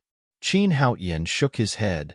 Whether you believe it or not, in the future, you have to bear the responsibility of protecting all of this. As for my ancestors and I, to be honest, when I returned to the ancient world this time, I didn't plan to come back alive. I think the ancestors should have already made preparations for this. Qin Feiyang sighed. Qin Haoyan frowned and said, What are you facing in the ancient world? There are some things that are useless even if I tell you. You just have to remember to protect our homeland. With that, Qin Feiyang took out 10 legendary grade divine artifacts and 10 supreme grade divine arts, and said, These are for you alone? So much? Qin Haoyan was stunned. The more you get, the greater the responsibility. I sincerely hope that if there is a day when I come back alive, nothing will change here. Qin Feiyang looked at Qin Haoyan and said. Qin Haoyan frowned. Why did he feel that something was wrong? I'll be leaving tomorrow morning. Qin Feiyang sighed. What? Qin Haoyan was stunned. Although he was also in the Black Tortoise world, because he wasn't in the castle, he couldn't hear what was going on outside, so he didn't know about the small beast. What? You still don't want me to leave? Qin Feiyang smiled faintly. Qin Haoyan snorted coldly and said, I can't wait for you to scram. Don't you know? You're a person who's cold on the outside but warm on the inside. Qin Feiyang shook his head, and then personally handed over the divine artifacts and divine arts to Qin Haoyan, and said, Brother, I'll leave everything at home to you. Brother, Qin Haoyan murmured. Qin Feiyang calling him little brother caused his heart to churn. From the moment Qin Feiyang killed his mother, he never thought that there would be a day when they would call each other brothers. You guys are brothers. Emperor Hong laughed. Haoyan, this is because your big brother trusts you and trusts you. So he gave you such a heavy burden? You can't let him down. Emperor Chen sighed. Qin Haoyan looked at Emperor Hong and Emperor Chen, then looked at Qin Yuan and the others, and finally looked at Qin Feiyang. In the end, he took a deep breath, took the divine artifacts and divine arts and said, I'll take care of everything at home. Don't die outside. I still want to take revenge on you.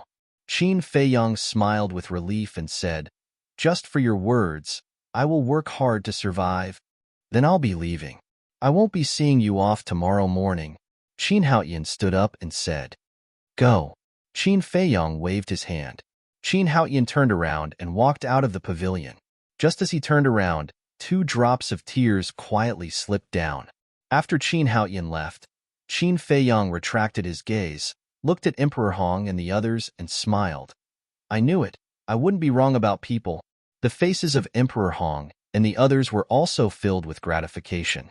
Next, everyone sat in the pavilion, drinking tea and chatting, enjoying the last night. Gradually, the sky brightened. Qin Feiyang looked at the horizon, put down the teacup in his hand, and quietly released his spiritual will. Soon, he saw a scene that made his heart ache. No one was actually sleeping. They stood silently in front of the window, looking at him. Obviously, although he had deliberately concealed it, everyone had already noticed it. Moreover, in order to consider his feelings, no one said anything. They all chose to stand in the dark of the night and silently accompany him for the entire night. "Thank you," Qin Feiyang muttered, 2 drops of tears falling from the corner of his eyes. He then got up and stepped into the air without saying a word, disappearing step by step. All that was left was a back view that was imprinted in everyone's hearts, one that they would never forget. You're tuning in to the Warrior Lore YouTube channel. Don't forget to subscribe and join us on this journey to catch the most captivating stories.